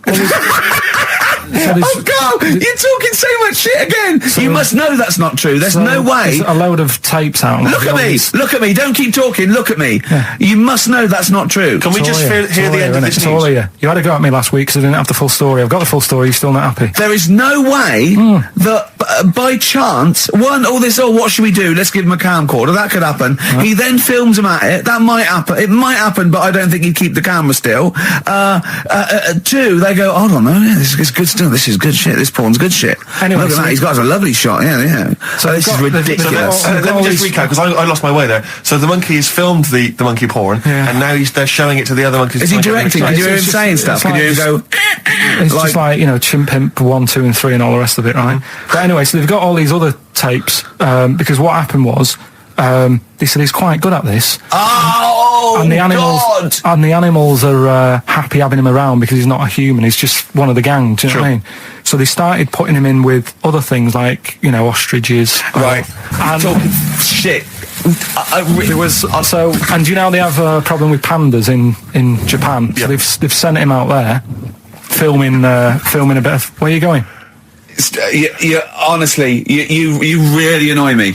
There's no way this is happening. Can we just hear the end? Why can't he just find a real story about a monkey? Let's hear the end. The end is really that he's going to China. He's filming the pandas and what. No, he's not. They wouldn't send a monkey director. They would not send a monkey director. How are you doing? All right, Carl? Yeah. Didn't they also write something about me? Bald round head? Yes, perfectly round little bald man head, they said, so... Because you need to know that when you listen to the radio on that. Really matters what my hair's doing. Your hair, have you given it a little sort of polish? Because you look like a cue ball at the moment, and you've had a shave in it. I've never seen such a round head. It actually looks like a plate with ears. Yeah, well, for those that have never seen Carl, I actually, if you remember, I think he looks a little bit like Mr. Spoon from Button Moon. He does. If you've ever seen that show, and also he looks like, you know when they say they find with a little 4-foot human and it's actually 500,000 years old and they give it a name and it's the first, you know, Australopithecus into. He looks like one of them as well. Perfectly round little. He is the missing link. He looks half human, half monkey. Because he's got a slight slouch as well. So yeah, it's like those pictures where you see it going from an ape to a man. He's one of those in the middle. Yeah, and of course his monkey hands, his hairy little wrist to those skinny little things that he can get oranges out of holes with, and it's unbelievable. Why are you so all shaved and polished and everything? Got a wedding. What? Got to go to a wedding today, so thought I'd, clean myself up a bit. It's a Ricky and Steve classic on XFM, Sugar, If I Can't Change Your Mind. Brilliant. So listen, it's time, isn't it? We've only got a few minutes left, so you better play the jingle. Oh, chimpanzee that, monkey news. So monkey news, if you've only just started listening to the show. Oh, you poor fool. Monkey news is where Carl reports for us all the latest monkey activity. A headline or a word or someone he overheard in a pub and then totally embellishes it and makes it ridiculous and impossible. He believes it though. He believes every word he's saying. Let me say that before when you hear this, whatever it is, I haven't heard it, twaddle, remember, Carl totally believes it. Go on.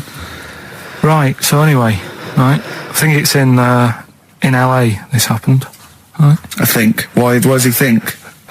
So these people are in a restaurant having a lovely meal. Is one of them short and hairy, but it goes totally covers from top to bottom in a spacesuit, so he didn't know it was a monkey? It's not one of the customers, one of the waiters? So they're having a lovely dinner, probably one of the best sort of dinners they've had, right? Yeah. So the waiter comes over, and it's like, can we just say that had a lovely meal and that. Right, it's the chef. Because it is. So, Can we see the chef? Yeah. So can we just, see the guy who cooked it? Of course. Yeah. Short fella, hairy. So the waiter said, to be honest, the waiter said, look, he's busy, he's got meals to cook and what have you. He hasn't really got time. He said, only take a minute. He said, no, I prefer it, So this is a restaurant in LA that serves brilliant food. I'll pass your message on and what have you, right? So he sends for Monkey Pierre White. So it's a bit odd. Anyway.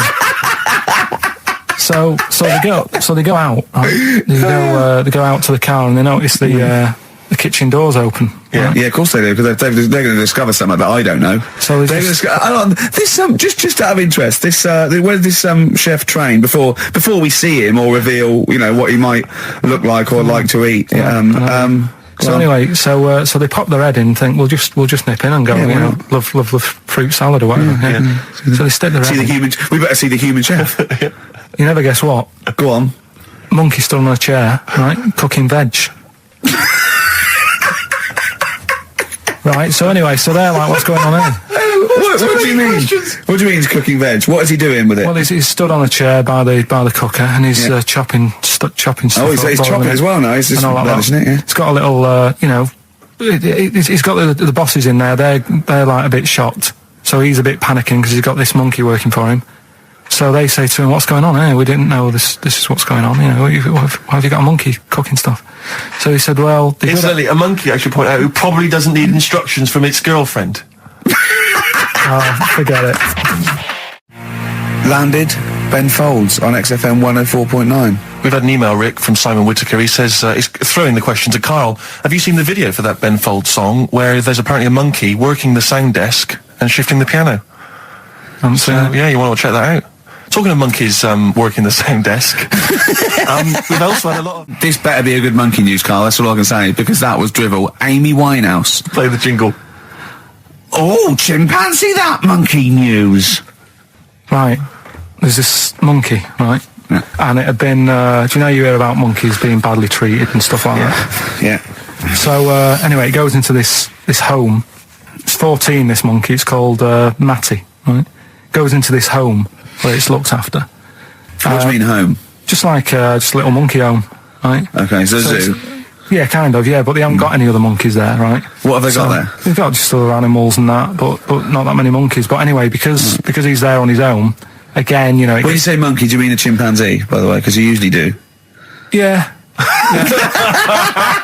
I can't believe that journalist thought this was scripted. Amazing. So anyway, yeah. So he gets sort of pally with the people working there and that, and it's smoking fags. He's having a drink at night and all this, right? What do you mean it's having a drink at night? How? It's all here, Steve. I mean, we haven't really got time, but don't say it's all here like it's proof. You've got another stupid story that someone has put onto the internet. Someone sitting at home in their bedroom has put onto the internet. So he's having a fag. He's drinking a lovely glass of Bang Rock Station. Yeah, the wine that's perfect for a barbecue. Yeah. Anyway, he's loving life. He's forgetting about his past and everything, right? When this other monkey comes along. Oh no. Trouble's brewing. Go on. Right? That comes in. Something said. Right, forget it then. Forget it. XFM. The little mouse that had an ear on its back. Yeah, sure. Right. Well, you thought he had a bad time, right? Listen to this one. Mouse walking about with us sort of wearing a monkey's testicle. They're just having a laugh. This is what I mean about a lot of scientists. What are they doing? When's that going to come in handy? I don't know what you mean. Well, they were seeing if, say if a fella loses one, right? Yeah. Hitler or whatever. And they go, well, don't worry about it. We can sort you out. I don't know what the monkey's going to do. I don't know if they keep passing them on or whatever. But the actual monkey testicle was put on the mouse. And it worked. It worked for the mouse. But isn't it... I mean, isn't a monkey's testicle quite large in relation to a mouse? Would it not look like the mouse was on a space hopper or something? Oh, yeah, it didn't look good. Well, they didn't put it where its testicles would be. No, they did. They put it... Well, how could it walk, then? The ear was on his back, so he could just get about. Well, I don't know. But you don't know, do you? You just guessed. Did they grow the monkey's testicles where the mouse testicles would... Well, it looked stupid anywhere else, though, wouldn't it? whereas a mouse with monkey testicles, that's fine. You'd be showing off. You'd be all right. I prefer that than the ear. When that mouse gets put back in with the other mice, do the other mice go, George, you look different. Have you had anything done? But the weird thing is, as well, apparently it still works as a monkey. What? So, like, what are you talking about? Like the sperm and that was it was still sort of monkey. Of course sperm. it was. What are you talking about? But that's weird. But what, Carl? What do you? It's only a thing to give it nutrients. That's all the thing they're testing. It's like grafting at that level. Right. What's your question? Because I'm right. What do you think? It would change eventually. It would have changed into a mouse testicle because it had been hanging around a mouse for so long. No, I thought the actual sperm of it though would be a mouse's. Why? Because he's hanging off a mouse. No, but your sperm is actually created in the testicles. So that's why it has to be outside your body. Otherwise, we put them in a nice little cage. I'm guessing then that they've done this operation so that they can do it to humans. Yeah. Why would I want a monkey testicle if my kids are going to be monkeys? What use is it? No, think. That's no. That's going to happen anyway, Carl. Yeah, but think. Think of what you're saying. They've grown a monkey testicle on a mouse to see if it would still function as a monkey's testicle, okay? So they can do that to humans. So think, Carl. What they'd do is they'd grow a human testicle on a mouse and it could still be used as a human testicle. So what? To give you a testicle that you've lost. From a mouse? No, from another person who it was kept alive on a mouse. Because it's kept the nutrients alive, as opposed to keeping it deep freeze. Maybe bollocks go off after a week. I don't know. Maybe they get accidents. He had a little a card. Do you donate your testicles? Yeah, I'll tell you what. No one needs testicles yet. Let's keep them on a mouse. You have yours ripped off in some sort of bizarre skiing accident. You go, well, you're in a Battersea Dog Town. You pick the ones you want. They can grow them on anything. They can grow them on a Dachshund. Bulldogs are growing them usually, that's where you see a bulldog. Usually that's waiting for an operate. What don't you understand, Carl? Hang on a minute. I thought this was knob news, not testicle time. I don't understand why. This testicle time's not for another 10 minutes. Yeah. Making plans for Nigel XTC. Okay, let's play the jingle. Oh, chimpanzee that. Monkey news. Right, this happened in Pittsburgh, right? There was a rock band, and they've got this studio in Pittsburgh and what have you, and they're laying down tracks and stuff like that. And in the studio that they use, right, there's this monkey works there.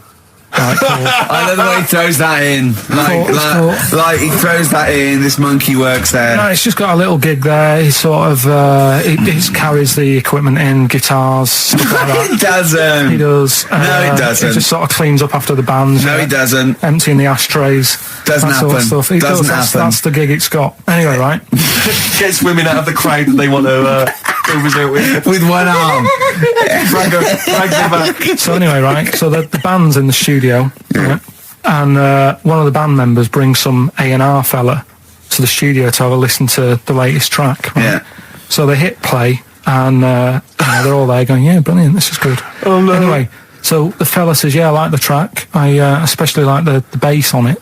Right? Right, this is bullshit. So this is rubbish. So and they hadn't laid down a bass track. So this is. Have you heard it? So Carl, please don't do this to me. So the A&R fella goes, and it's like the band members are stood about, and they're going, "That's good that you liked it." And they're saying, "Yeah, but what's he on about with the bass?" So this is rubbish. This is absolute rubbish. Where did you get this from? Please, because we never get to the end. Let's hear it. This is absolute nonsense. So they played it back. Yeah, right? and it's the chimp playing bass. Definitely not. So they were like, "That's weird. We haven't got a bassist." Anyway, so they go, "Well, whatever, right?" So we haven't got a bassist. So they go, "Whatever. Let's go home." Forget it. XFM. But we're going to give it to them, Carl. We're going to go through to the end. We've done everything we have to do. Monkey news, the final monkey news of the year, possibly. It's been a joy. I'd like to say, on behalf of myself, Steve Merchant, and this little bald mank. It's been a pleasure. Yeah, speak for yourself. Yeah. We should just point out as well, if you miss Rockbusters while we're away, Yeah, right. You can log on to xfm.co.uk/rockbusters, where you can actually see Karl himself introducing you to an interactive game of Rockbusters. Looks very much like Blockbusters. It does, surprisingly. But yeah, you can join into that. And there's also talking of monkey news. There's a link on the website. I'm trying to think where you go. I think if you go on my little biography bit, someone's done some animation to some old monkey news. Oh, it's brilliant. It's great. Right. Yeah. So if you're having withdrawal symptoms of monkey news, then you can find some classic. And it's monkey animated. news Classic monkey news. I feel drained today. Do you? Go on. This is the strangest radio show in the world. Yeah. Isn't it? Yeah. Because well, we can do that. We can talk about this and go, I feel drained today. Just like he's not. Like, no one's listening. Because that's the sort of thing you say socially and no one listens. Like, just when you're watching up, I feel drained today. It's rhetorical. Yeah. You're not expecting anyone, not even your loved ones, to go, oh, really? They just go, that. But to do it live on air, no one's listening. What I mean is just give us a jingle. But exactly. But the truth is, the contempt we have for our poor listeners is unbelievable. The listeners aren't listening, and we don't want to be here. So this really is one of the most pointless things ever. No, I would have been quite happy to do a full show. But you know what? The flow of it's just. I would love to listen to this back in 10 years. This actual show. Let's keep this forever. Let's keep this show forever. The show we went early. We were bored. It was a day we're trying to save Africa, but we're a little bit annoyed that no one's listening. Yeah, right. Right, once and for all, the final monkey news of the year. Oh, go on. What were you going to say? No, I was just going to say, if you're not into the Live 8 and you're gay, you're not listening, because you're on a walk. Right, okay. Right. Oh, chimpanzee that monkey news. Right, there's this card game going on, right? in the big hotel in Vegas. Right. The Luxor Hotel in Vegas. Yeah. It's a major card game. All the big players and that were involved. Right, they're all invited. Anyway, so they all meet up in this dark room at the back of the. Oh, there we go, dark room. At the back they didn't work. They didn't see the little 4-foot hairy fella. So it was brilliant at poker. Like I say, it's a big game, and that everyone's been waiting for it. So it's played in the back room, not in the main entrance bit, right? So anyway, like I say, it's dark in there and what have you, and the players went in. There was already someone sat in there, right? Right. But they couldn't quite see him. Was he a short, hairy bloke with slightly longer arms than legs? Couldn't see him. Were his arms slightly longer than his legs, strangely enough? Was he holding his hand of cards with his feet? Anyway. So the cards were dealt, right? Cards were dealt, games going on. His cards with his feet! Game went on for hours, right? No one's listening. The terrible thing is that not even we're listening to Karl now. I know. Literally no one is listening to Karl. There was a lot of smoking going on. It's going on. A lot of eating and nuts going on. That was a bit weird because they don't normally get through as many, but for this night. So, come on, let's just play Bruce. Goodbye, everybody. See you maybe at Christmas time. Goodbye. Joe Jackson. Is she really going out with him on XFM? Right, it's the time that most people, I imagine, have been waiting for. Monkey news. Play the jingle. Okay. Oh, chimpanzee that monkey news. Right. Come on. Come on. Should be ready, Karl. It's amazing, isn't it? It's like Nicholas Witchell. The bomb. No, that's not the first. Come on! No, it's always difficult, isn't it, to sort of find something that's good each week, right? Last week, we did the chimp. It is for us, yeah. We had the chimps who were running a health spa. Yeah. Right. We've covered the one who nicked a car to go on to Spain. Yep. To sort his future out. All shite. The hairdresser, I think we've done that one, the little monkey hairdresser. This week, we're looking at monkeys, that they use in. Do you know, like monkeys? They know how like. I've lost the will to live, Steve. Oh, well, I don't want to do it. Right? Well, come on, just come on. What are monkeys good at? What are monkeys good at? Yeah. Well, running small businesses, cutting people's hair, and driving cars. Yeah, they love Spain. Oh, and foiling bank robberies. Yeah, they're great. Well, something else they're good at, right, is like weighing up the situation.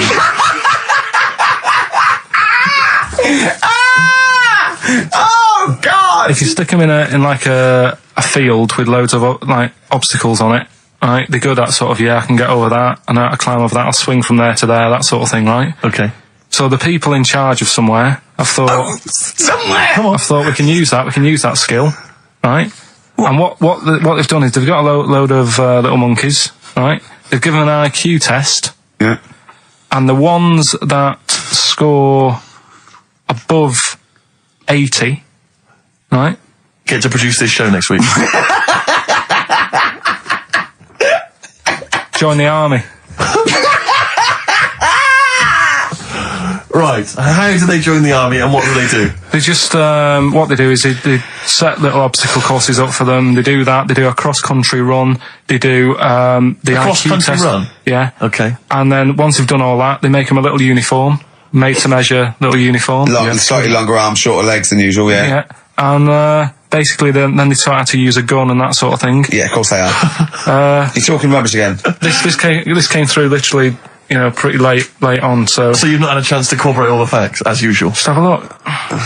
Right. It's the bit I'm looking for is, well, A, why are they doing it? Why are they doing it? Yeah. Why do we need monkeys in the army? And secondly, why are we giving them guns? I'll just check to see if any of that... I love that we only let gays in recently. Yeah. Talk amongst yourselves. Yeah. Just have a look. I can't read it. There's just too much pressure. Well, it's rubbish. But it's rubbish. They don't get. It's the way that there are things there are animal cores, right? There are horses, there are dolphins, sea lions. There are lots and lots of animals in the army, but they don't have to pass an obstacle test as such, and they're not taught to fire guns. You've straight away assumed that there's going to be loads of squads of men and then just one little monkey in the middle. Like, he came second on the test. He's in, boys. What do you think, Steve? You've read it? Well, as ever, Carl, this is an arbitrary email sent by one of our listeners. You know what Ricky and I think of them. and so we're not really basing this on hard evidence. We're basing it on the ramblings of one of our listeners. Rubbish. Once again, lazy, rubbish, uncorroborated, nonsense. The stupid test that you got wrong. Rick, that sounds like monkey news to me. I wanted to play those adverts for you on XFM 104.9. Well, that's about it.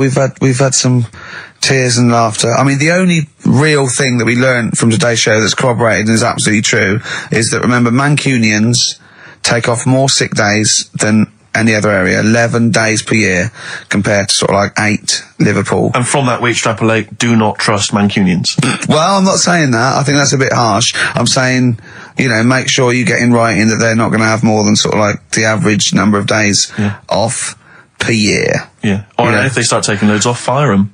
Yeah, do you know what I mean? Right, Carl, we've had a good day? We're going to end with a beautiful song, aren't we? Just to show we're all still friends. To Jimmy Webb and his version of Galveston. See you next week, I guess. Bye. Placebo in this picture on XFM 104.9. 8 minutes to go. Let's make it a good 8 minutes, and then we can all chill out. Yeah? Enjoy the rest of the weekend. Play the jingle. Chimpanzee that monkey news. Excellent. A particularly aggressive jingle this week. Wow. Yeah, looking forward to this monkey news. Carl. Right. Come on. So, what's the name? What? We've done... Sorry, what? Brilliant. We've done a lot of monkeys who, got involved in crime and stuff. Yeah. Right? We had the one on the train station, nicking a bag. Yeah. We had the one who went into a bank. Who cares? Went into a bank and walked out with the money and stuff. Yes. Right? Didn't happen either. Next. But the thing is, you never sort of found out what happened to them. If they sort of got worse, got more involved into crime. This and monkey stuff. news update. That would be amazing. Brilliant. What they found out in India is, yeah, they've got a prison. It's just for monkeys. You mean wild animals? You mean a zoo? Yeah, a zoo or a kennel or something that where it's been gone mental or something. No, it's a prison. Yeah, prison. Does it have fraud cases? It's mainly sort of animals that are attacked things. Mainly violence, I bet. That's my that and theft. Say it again. Stuff. Theft. Say it again. Theft. Say it again. Robbing. No, let's go back to that word. We're going to keep doing it. We've got 6 minutes. You're going to say the word right before you go to Hastings. Well, do you say it? No, Well, no, because then you know how to say it. Well, all right, Robin. Call it Robin. Say it again, though. So Who's Robin? Who's Robin? So, they've got this prison, right? This is extraordinary. Say it again. No, you're not going to say it? Oh, go on then. So they got a prison for them, right? And there's 11 of them in there, 11 monkeys. Right. That are in there for life. Because that's... I think there's one just got out on parole, right? No time off. But there's 11. I'll give you the bit of paper because I thought this was... Weird. You thought it was a bit weird. Now, Carl, what are they in there for then? Because, I mean, they're in there for life, so I'm assuming it's murder, is it? Premeditated murder? They're not crime bosses, are they? They're not... Are they the prostitution and gambling? Are you sure they're not just the pawns and the head sort of like orangutans up a tree going, remember, you don't know me. You're on your own. If I go down, you're all coming with me. You take some of your gorillas down there and sort him out. Oh, the great banana robbery. It's not. I wonder if they get them. Right, go on then. Okay, let me see. Now, I don't know what source this is, as ever. Is it the back of a fag packet found in a toilet? Well, no, I mean, someone's clearly... If this is nonsense, then someone's clearly gone to a lot of effort, because it does open with the headline, Parole Unlikely for Inmates of Monkey Prison. Yeah! Officials say 11 inmates at India's only monkey jail. Officials? Now, what kind of people work at a monkey jail? Where do you work? It says officials say 11 inmates at India's only monkey jail are unlikely to ever be released. The prison in Patilia houses monkeys apprehended by game wardens in Punjab state for thieving and attacking people.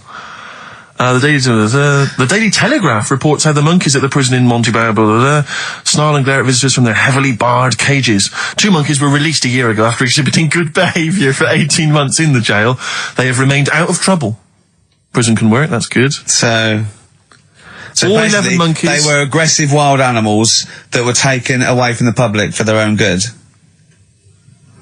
And Robin and that. Wildlife officials believe part of the problem has been caused by thieves training monkeys to help them. Lorry drivers training monkeys as guards for vehicles, and itinerant entertainers using ill-treated monkeys as part of their act. It's the monkey that takes the rap. It's a shame, that, isn't it? That is awful. They didn't know what they were doing, did they? Oh, so there you go. What do you think of that, though, Carl? What would you if you could visit them, like Lord Longford or something? What would you say to them? You go there and you get a visit a week or something.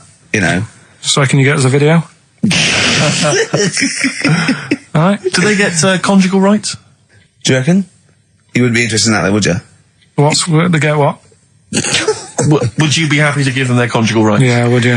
Fair enough. Alright. Off to Hastings. Off you go. Right. I'm always educating. I'm always telling you about stuff that I learn about and that. That you get off Anna Nova and it's about a monkey who became king. No. So No? Have you got monkey news this week? Got a little bit of monkey news coming up. What does he do? Drive to Spain, rob a bank, or get married? No, we've done all them, haven't we? We have done all them. Yeah, it's a good one. It's a good one. And in fact, it's a bit related to what we've been talking about anyway. Oh, God. Ain't that brilliant? Van Dando, All My Life. Beautiful. On XFM 104.9. Well, that's nearly it. It's the big one. It's what people tune in for. They probably tune in about 10 to these days. For Monkey News. With, Karl Pilkington. Can we hear the jingle? Only 4 to go. Oh, chimpanzee, that monkey news. Right, this one's about it's been emailed in to me. Right. I haven't really had time to check it out this week. No, you're joking. Been busy. Ooh, I hope it's not stupid. Goes back to 1908 and the person's saying it's a good story and that, and they're surprised they haven't picked up on it yet. Right. The Olympics, right? In 1908 in London. Apparently it was meant to happen in Italy, but it was cancelled. Don't know why. Right, and it happened in London. Anyway, 400 metres. Right, it was meant to there was a fella who was going to do the run, right, and the favourite to win it was this Bulgarian guy, right, who was like a newcomer. Okay, these are a few things it cannot be. One, he injures himself, so a monkey steps in and wins. 2, he does a drugs test, it turns out that he is a monkey. So if it's either of those, right, I'm gonna go mad. So anyway, the fella, right, this favourite, everyone's putting the money on him, thinking, yeah, he's going to do it. Is he hairy? Is this bloke hairy? So anyway, the race happens. Yeah. And everybody's lined up, ready to run. And, everyone's saying, yeah, he's going to win, he's going to win. Then suddenly, a bit of murmuring going on, people going, oh, what's going on here? Right. He's eating a banana. And there's a fella in the lane next to him, right, he's going up, who's that? He doesn't look familiar. Oh, Christ, Carl. You go. Right, doesn't look familiar. Who's he? Weird. What's going on? What's going on? What's going on? Yeah, what is it? What is it? Or who is it? I mean, not what is it? So they go in. So they say, well, he might not be that any good. Do you know what I mean? He might not be good. He might. It's just a bit short. And he's only 3'6", and he's hunched over on his knuckles. So I didn't realise it was fancy dress. Yeah. So I don't think he's going to be any good. So the race starts. Oh, he's put his finger up his arse. That's weird for runners to do that before a race. It's weird, isn't it? Yeah. Race starts. Yeah.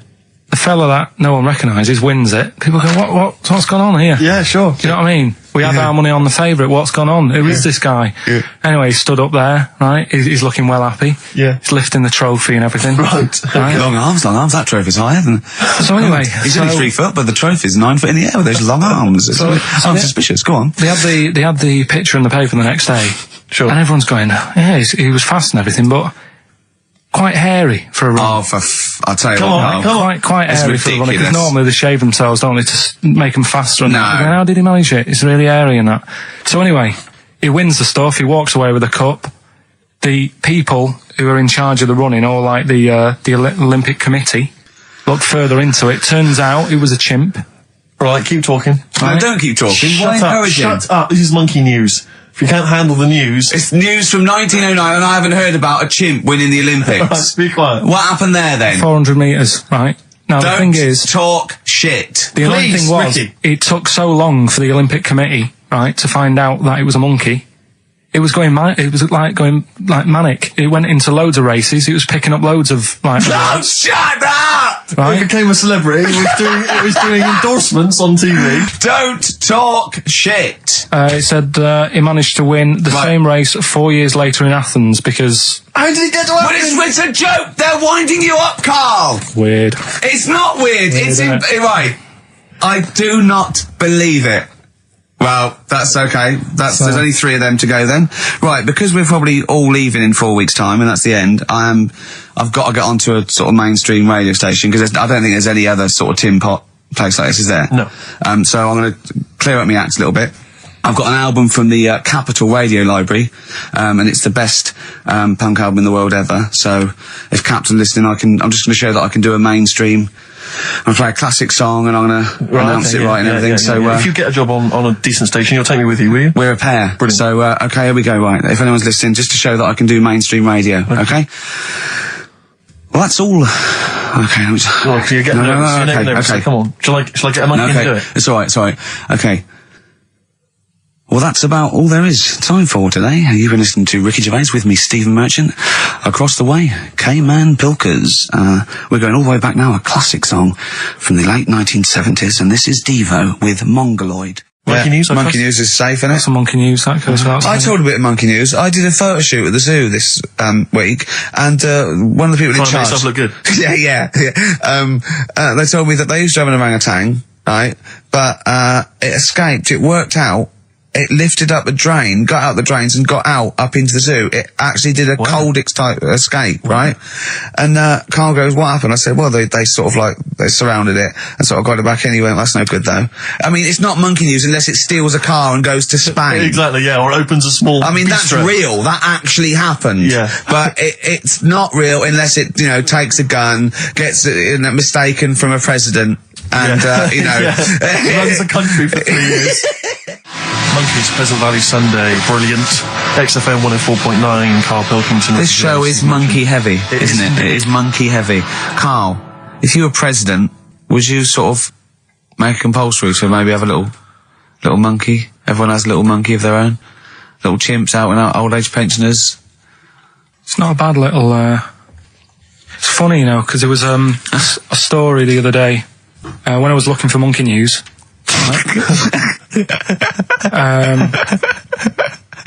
There's a story about a couple who couldn't have any kids, right? There's something wrong with them, but they really wanted a kid. And they got some dodgy email address where they could buy a baby online, right? It was someone who would have a kid, and you could buy it for $3,000 or something, right? Yeah. So anyway, they got one, they got picked, and like, brilliant, there's the money. Got the baby and everything, they were loving it. Playing with it and stuff. As it got older... Feeding it. It got area. Oh, shut the Carl. Turned out they'd been sold a chimp. You maniac. You stupid mank twat. Don't talk shit. That is as if... what? Didn't know it. Oh, don't talk. Are you mental? You stupid... That didn't make it into monkey news. I know, yeah. It's a bit sad though. We don't like to bring the feature down. Yeah. And how long was this? It got area. They're born hairy. They're not born like humans, then develop hair because they go, hold on, we better get the chimp stuff kicking in now because we're in the jungle. School photograph. They were like, hang on a minute. He looks a bit weird. Oh, you are just the rubbish. Mad, innit? Mad, innit? Imagine, oh, God. Just imagine if he was in charge. We did put him in charge of the country. Terrifying. Wouldn't that be amazing? Let him run the country. Just for a week. Or the mayor. What would you do if you were the president or the Lord Mayor of London or the Prime Minister Karl? I wouldn't do it like he's going to be offered it. David Bowie, Sorrow, on XFM 104.9. Nearly there, but, we're working our way up to the grand finale. The bit where Karl spouts absolute nonsense from a dodgy source on the internet about a monkey who did something impossible. Let's cue up the jingle. Hang on. All right. Perfect. Oh, chimpanzee that monkey news. Right. Let's have a look. This one's from some woman, right? Yeah. And she was taking part in the London to Brighton bike ride, right? Lovely day, weather's good and everything. What year? She's just a couple of months ago. She's done all the training, right? Done all the training and stuff. Got a brand new bike for it. Got a little puncher outfit and stuff, all set for the day, right? It's a nice day. She sets off. They all start pedalling and that on the way to Brighton, right? So she knows the route and that. Got a little headphones on, cycling along. Suddenly... Right, okay, I'll stop you now. If a cyclist overtakes her and it's going really fast and it's sort of hunched over, but it's got like lots of cycling gear on and a helmet and goggles and they can't tell what it is, but they just know it's like a little hairy fella who hasn't bothered shaving his legs, which is weird, isn't it? Because cyclists usually shave their legs and this bloke had really hairy legs. But and it won. They gave it the medal. It won 3 years running. They gave it the key to the city. It had its own game show, and then someone said, hold on though, this fella's all hunched over and he's only 3'5" and his arms are longer than his body. It's a chimp. If it goes anywhere near that, we're never doing it again. More monkey news next week. She's cycling along. Anyway, she's cycling along, right? And this tricycle... I couldn't predict that. There's always one element you can never anticipate. Yeah. A kiddie's tricycle with a little kid on it. Little hairy kid with a helmet. Okay, just go on then. The tricycle comes whizzing past, yeah. Strong legs, chimps. So she's thinking that, but didn't get a chance to see the thing. Oh, yeah, couldn't quite see the cyclist. Oh, God! You bald mank git. Go on. Yeah, research scientist Karl Pilkington. So anyway, she gets to the end line, right? And they got talking, so it was a nice day, nice race and all that. So did you see a little thing on a tricycle? Thing? Well, a person, surely, just a human. Did you see that? No. Did you see that bloke on the tricycle? So anyway, turns tricycle. out... Yeah! Well, what did she say thing? Well, no, wasn't suspicious. I mean, what did she say? Did you see that fellow on a tricycle? Anyway, so it turns out... Go on. It was a chimp. You're joking! Right. Well, Christ almighty, there you go. Unbelievable, and it was a chimp all along. So anyway, right, so the woman's like...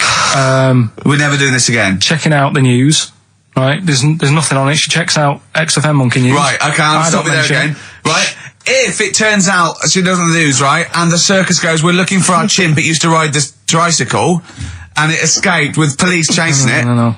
So she listened to XFM, see if I'd picked up on the story. Yeah, sure. I didn't have it and stuff.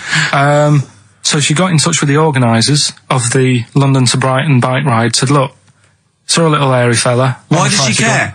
Because she wanted to know. She thought it was a bit odd. Well, turns out it was a chimp. They weren't happy about it. Of course not. Because now the owner of the chimp wants to enter it into the Tour de France. No! Oh, God! I'm going to die! Oh, God! In 2005. Now, a couple of questions.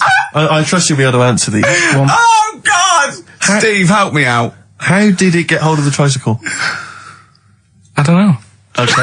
Okay, no, that's fine. That's not an important point. Like, that's important. What's the matter with you, Steve? He doesn't know that.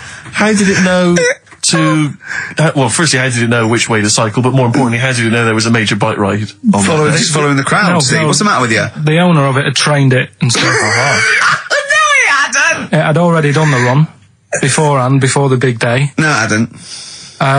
Like I say, it wants to do the Tour de France in 2005. No, it doesn't. But there's something about animal rights. If they don't let it enter, they can kick up a bit of a fuss. No! The animal rights is that it's cruel to make a chimp ride a bicycle. Not if he that wants it's to. prejudice that it'll go, is it because I is hairy? You idiot! Right. So. Wow, that is the worst. That is the worst one yet. Absolute twaddle. Absolute rubbish, Carl. Have you got a tricycle? Unbelievable. If we didn't allow a chimp to enter, the Tour de France, what do you think we'd do? Who's going to stop it? Do you know what I mean? Who's going to stop that? I mean, you're asking me if I'd be president, what would I do? Yeah. That wouldn't be high up on the list to sort out. I say let the kid have a go. Do you know what I mean? Let him have a go in the race. What harm is it doing? Not a kid, though. This is a chimp. Well, do you know what I mean? Can I also just remind you of something else we've learned today? What? This is from the listeners. Turns out Chris Moores is a bit of a prick. See you next week. Yeah. Oh, chimpanzee that monkey news. Okay, monkey-related news from Karl Pilkington. Right. Do you know the monkey that went into space? Yeah. Yep. It happened in 1958. Right. Now you know that. Yeah. Yes. What did he do next? What did the monkey do next? Yeah. One appearance on Celebrity Squares and it was, forgotten. Right. Yeah, cut a novelty record. Yeah, just like Rick Waller. I'll tell you what happened. He got back and all that. He got back. Heroes welcome. NASA sort of said, you did a good job. And that's where a lot of people think it all ended. Sure. Yeah. But NASA were like, well, hang on a minute. We spent a lot of time. We've trained him up and stuff. So he's like, he's saying, sure, I've learned a lot. I've still got it all. I've kept it all. I know what to do. So they said, right, we'll use you. So he turned into like a bit of a trainer at NASA. We want to send you out on the top of an organ. yeah. Put on this little bellhop outfit. Can you smoke fags? Yeah. I'll have a go. So they were getting in new monkeys. The main man at NASA was saying, can you teach these the sound? He's going, of course I can. Do you know what I mean? I remember it all. I know what's going on. I'll tell them what buttons to press, what to do in emergencies, that sort of thing. It was technically sort of employed by the army. Right, can I just fit in here? I don't know the story, Carl, and I might embarrass myself here. You've got an army of people out there that will probably send me an equally deranged email from a different website, but I'm pretty sure when they sent the monkey into space, it was to monitor his physiology. He didn't press any buttons or learn to dock or take off. It was just the effects of weightlessness and space on basically a primate. I'm pretty sure he was tied in with electrodes to his head. So, well, yeah, I'm pretty sure. I could be proved. But even if that were the case, and he had learned to press one or two very basic buttons. Definitely not. Definitely not. Even if it were the case, I'm pretty certain they wouldn't have brought him back to train up Neil Armstrong. Right, definitely. Go on. Going, Neil, what are you going to say when you come out there? Yeah. I was thinking of just saying, hello, I'm on the moon. Hello, it's made of cheese. Don't say that. What about, I've noticed that you got little legs, right? But mankind stepped forward. Well, how could I put that? I was just going to say, hello, I'm on the moon. It's great to be here. Wish you were here. I've got to think so. Hi, Mum. Yeah, go on. Anyway, basically, he got back. They sorted him out with a nice pension. He was happy. Because of, like, the rank that he got, he was like, you know, he had loads of medals and stuff. He said, right, we'll make him a colonel. He got that. Like I say, he got a pension. That was the end. He died in 1969. He was buried with his wife. He passed away. His wife. I'm sure it just goes on to a different website about something completely different. And you're talking about Buzz Aldrin. Yeah. His page is missing. Oh dear. So well, Carl, if someone could call in. Did they train Leica the dog to sort of like, you know, dock and re-entry? Did he, Leica? They didn't bother. They didn't even bother. To bring him back. They just sent him up there and they didn't have technology to bring him back. And they just went, yeah, that's brilliant. Well, I can do that. Yeah. Really? Amazing. Yeah. What do you think of that, Carl?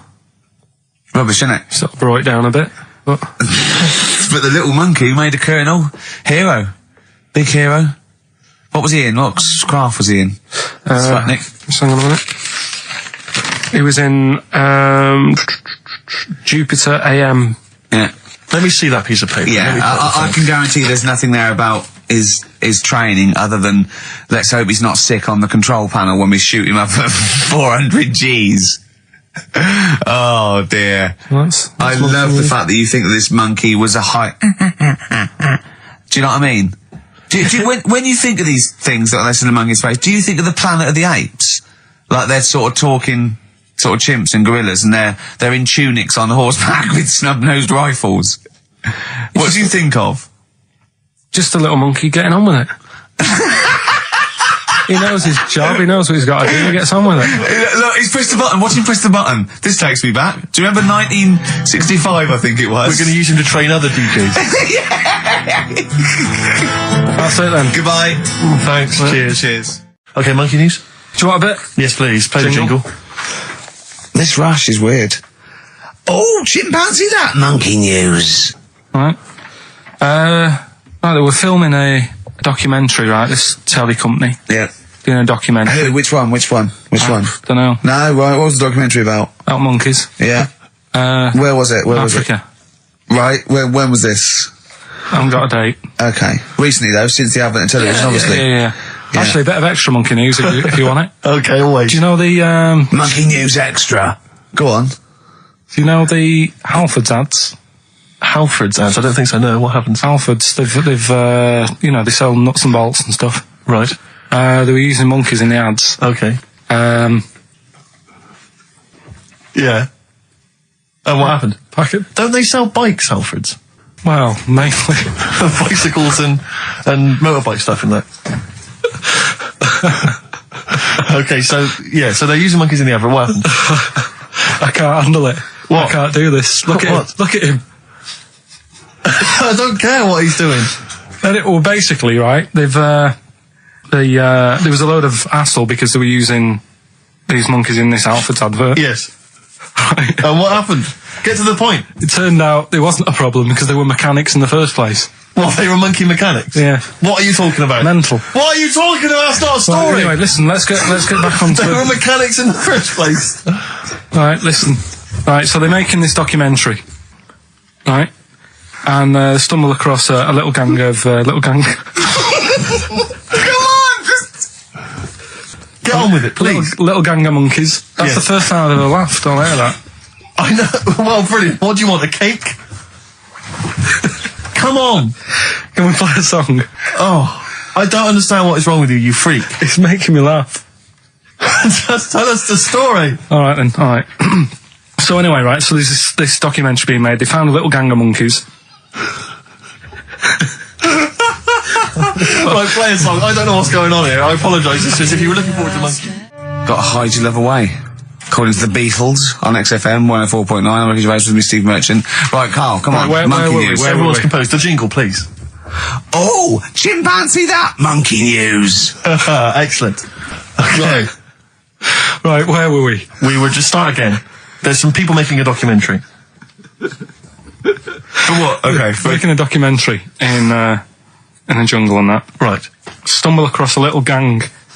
Okay, come on. All right. A little gang of monkeys. Yeah. Oh, come on. So the camera crew are there filming it. Yes. Everything's going normal. Nothing odd about it. Okay. They're not running a restaurant. They've not got any barbershops. Nothing. No. Just regular monkeys going about their business. Yeah. So anyway, what normally happens is the monkeys sleep with the partner. They already do what? They don't sort of sleep around in that. Once they find the girlfriend or the boyfriend or whatever, they stick with them, right? Okay. But anyway, they were watching this one, right? And it's going around a bit, sleeping around. Oily. And it was getting fatter. They thought, this is a bit odd. Yeah. Right?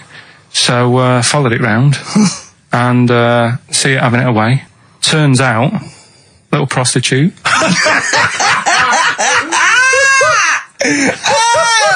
Oh, God! It's a little monkey prostitute. And it was getting fatter because it was charging them bananas. What a load of old rubbish. Charging them bananas! What was it, a boy or... It was a... Woman. Little woman monkey. That's the most extraordinary monkey news I've ever heard. Oh! That is genius! Has this documentary been televised? I don't think it's been on yet. No. And that's all the information you've got? Yeah. And is that's one banana for everything? Now, half a banana is for... Just oral. A paw job. Right. If you want full-blown monkey sex, it is 2.5 bananas. Sure. So, Let's just play a song. let's just play... All right, well, this is our penultimate show, so we're back next week. We're going to make it a barnstormer, I'm sure, lads. I want 100% behind it, 110% next week. All right, none of this giggling, none of this infantile giggling, like two schoolboys. Right. All right, we're going to come back, we're going to have some quality monkey news next week. We're going to have all kinds of treats, I would have thought. Okay. Some great prizes. All right, are we okay? Yeah, best show. Let's make next week the best show ever. Good luck. If you miss it, then you miss out. We're ending with a track from a couple of years back. I think it was 92, 93. Dinosaur Jr. Start Chopping. Play that. Start playing. Forget start chopping. Start playing. All right. All right. See you next week. Yeah. Anyway, it's what everyone's been waiting for. It's what Carl exists for the last time. It's monkey news. Play the jingle.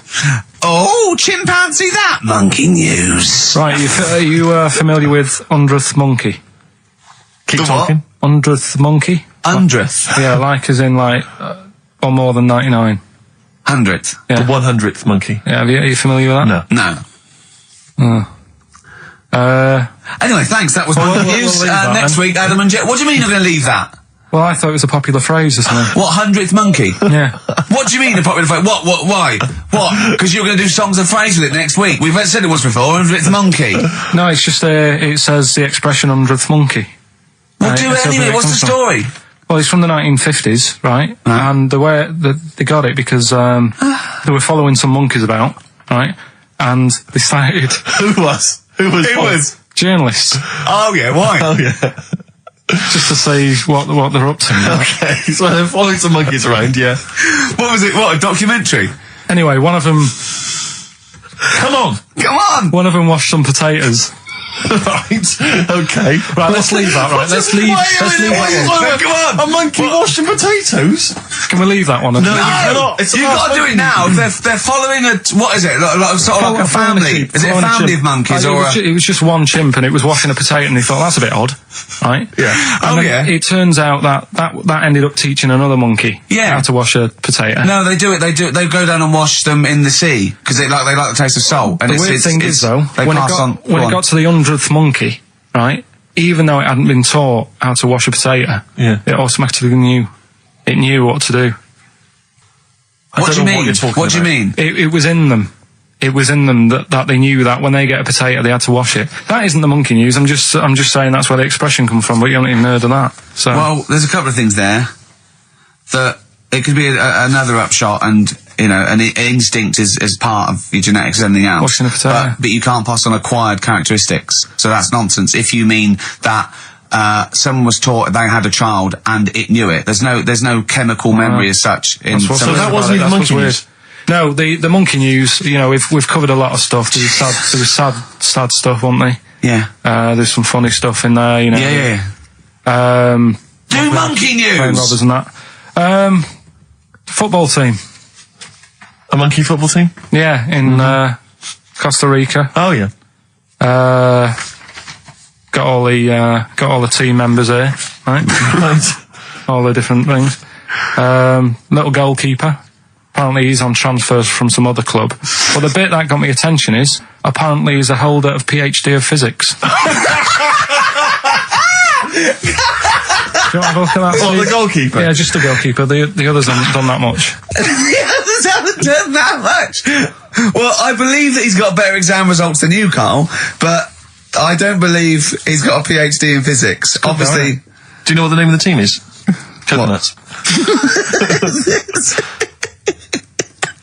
Oh! So if the Telegraph are listening, that is the sort of quality entertainment you get. Well, you don't anymore. Let's just put a song on then. Yeah, that's the end. Goodbye, everybody. Have a lovely summer. Yeah, the rest of it. And we might see you in October. We might not. It's up to Karl Pilkington. Chances are slim. So call 0207 766 6000. Ask for Karl Pilkington. Or email him. What's this? This is Tim Buckley to end with. I think you'll enjoy this. It's called Once I Andrew Rose. Phillips. Call Andrew Phillips. See ya. Where's the monkey news? It's been a bit quiet, hasn't it? I've been... What, in the last 3 months? Okay, there was something that I found last week about one that was in an old people's home. It escaped from some zoo. It was wandering about. It was enjoying itself, and then when it got to the night time, it was like, oh, what am I going to do? And the first place it came across was like this old people's home. Yeah. Went in there. I think it was there for about a week and a half without anyone realising. No, it did. No, so the helpers and the nurses and the social workers and the matrons and all that, they thought, well, Mr. Sanders looks a bit hairy. But I mean, that happens, you know, it comes out your ear and your nose when you get to about 70. And he stooped over, yeah, of course he has. He got bow legs, yeah. And he eats more fruit, of course he does. Well, that's when they realised. Why? Because someone in the kitchen said, hang on a minute, getting through more bananas than we normally get. What else you got? Monkey news. Yeah. Right, let's do monkey news. You want to do it now? Yeah. Oh, we may as well have some monkey news. Let's have some monkey news. Do some monkey news. You made enough noise there, Rick? You want to... Sorry, but sometimes I like to move around, lounge and that, and at the mic. Sure. You know what I mean? Yeah. Well, let's have the jingle. We've not heard it for a while. Oh, chimpanzee that! Monkey news, Right. I haven't read this through properly. I'm just assumed that. Right. What do you mean you haven't read it through properly? Basically, right, it's about problems with chat rooms and that, right? A lot of people, it's like the new way of meeting people and that, in it now, chat rooms. You get on there, you can have a chat. If you say someone was having a meeting with someone, they wanted to meet. Right, okay. Please don't preempt it. Right, there is not an animal in the world that can operate and understand. Do you want to know the story? You said did they get married? It was 3 months later. She realised, there's a lot of bananas gone from my fridge. I want a divorce. This is what annoys Bobo. me. You say that monkeys can do Shakespeare if they're given the time. No, that's not it. Let's not get into the whole Shakespeare and monkeys. It's a philosophical conundrum. Please, let's not get into that debate again. It's about infinity. Right, so this one then. So this chat room, right? And the thing is with chat rooms, you have like a big boss who's looking over it and making sure nothing dodgy is going on. Right. So certain keywords come up and who's that, Dr. Zayas? Right. So anyway, they were looking over it, trying to look for dodgy stuff, but they kept coming over like really strange things. Like instead of saying, "Do you want to meet in a restaurant or bar?" Right, it'd be like, "Do you want to meet in a tree?" What tree do you want to meet? Right, okay. Are you sure not? That's the end, yeah. I'll see you later. Seriously, because that's gone. I'm just going to listen to the end of it anyway. You're an idiot. You're an idiot if you believe that shit, honestly. No, I'm just telling you what's online. Let's hear the rest of it. You're ill. Okay, well, I don't know the PC term for this, so I really apologise. You're nearly retarded in some aspects. Instead of sort of saying, wear something sexy, they'd say, make sure you bring plenty of bananas. Right, you're talking absolute... Okay. Are you making up the monkey news now because you can't find it anymore? And instead of saying, should we get married, they're saying, how swollen and red is your arse? You stupid fool. Do you know that was me? Mark Ronson and Ooh-wee on XFM. Well, what a great show. Mm-hmm. We've had... Informative. It's been fun. We've learnt some, haven't we? Yeah. What have we learnt? All sorts of stuff. We've learnt that Carl is an idiot. Yes. That he believes that monkeys can get on. That's more of a confirmation of... Really, we always suspected it, but that's... I just read a little email from someone who just said that in Northern Ireland there is a town called Muff. Is there? Yep, it's worth knowing. Yeah. What else? Monkey news. No one's got anything like monkey news on radio, have they? Think of that as a boast. Yeah. No one has got anything like this gout. Yeah. You call that a boil? Look at that, and look where it is. Yeah, exactly. Brilliant. But that's how proper DJs fill up their time. They don't talk about monkeys and, and all that kind of drivel. Oh, do you think monkeys are drivel, Carl? Well, we'll still be doing a bit of monkey news. It doesn't matter how much you have a pop at it. It's coming up in a bit. Yeah. Got some good stuff this week. I know it's been a bit dull last 2 weeks. Well, no, it's not been dull. It's been totally untrue. As ever. Bordering on the impossible. I mean, monkey dating, saying, what tree are we meeting in? You believe that sort of drivel. So, I mean, oh, God. Jonathan Ross told a story about a chimpanzee once. It was about, but it was about how it escaped from the zoo and it jumped on a bus. Right. Okay. Interesting.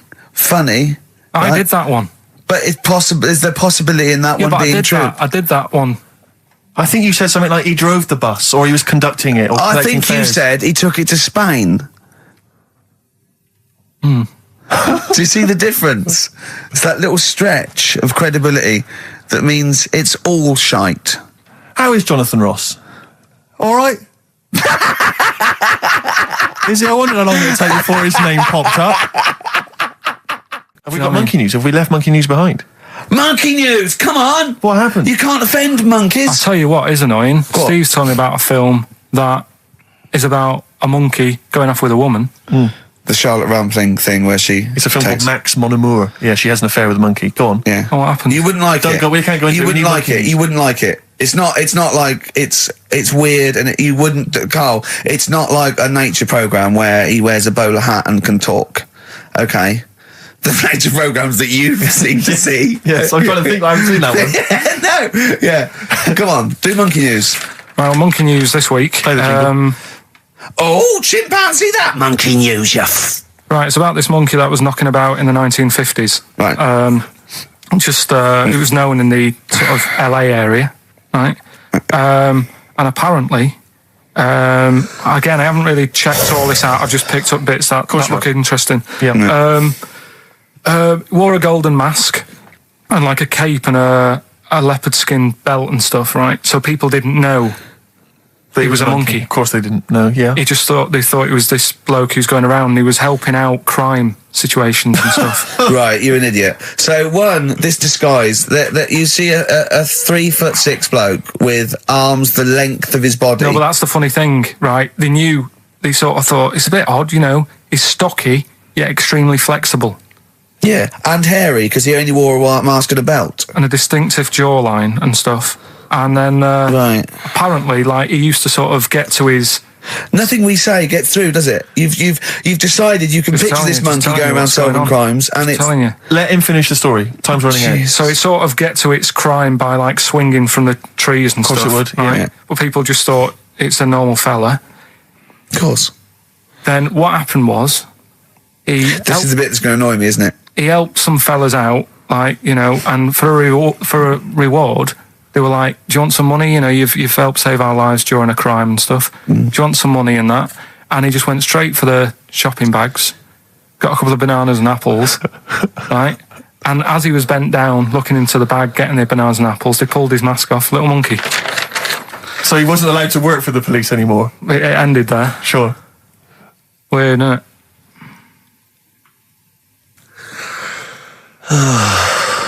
Rick, can I tell you the meaning of One Flew Over the Cuckoo's Nest? Yeah. Can we never speak of monkey news again? Yeah. It comes apparently from an American children's nursery rhyme. 1, 2, 3, 4, 5, 6, 7. All good children go to heaven. Some fly east, some fly west. Some fly over the cuckoo's nest.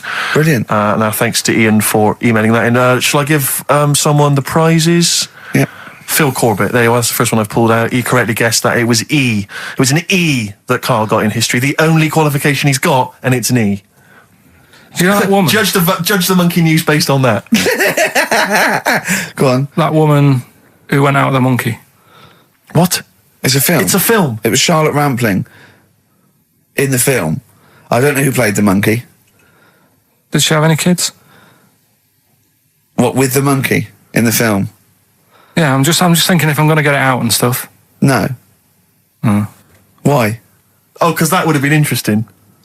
Well, no, it's just that the problem there is the kids would always look more like the dad. See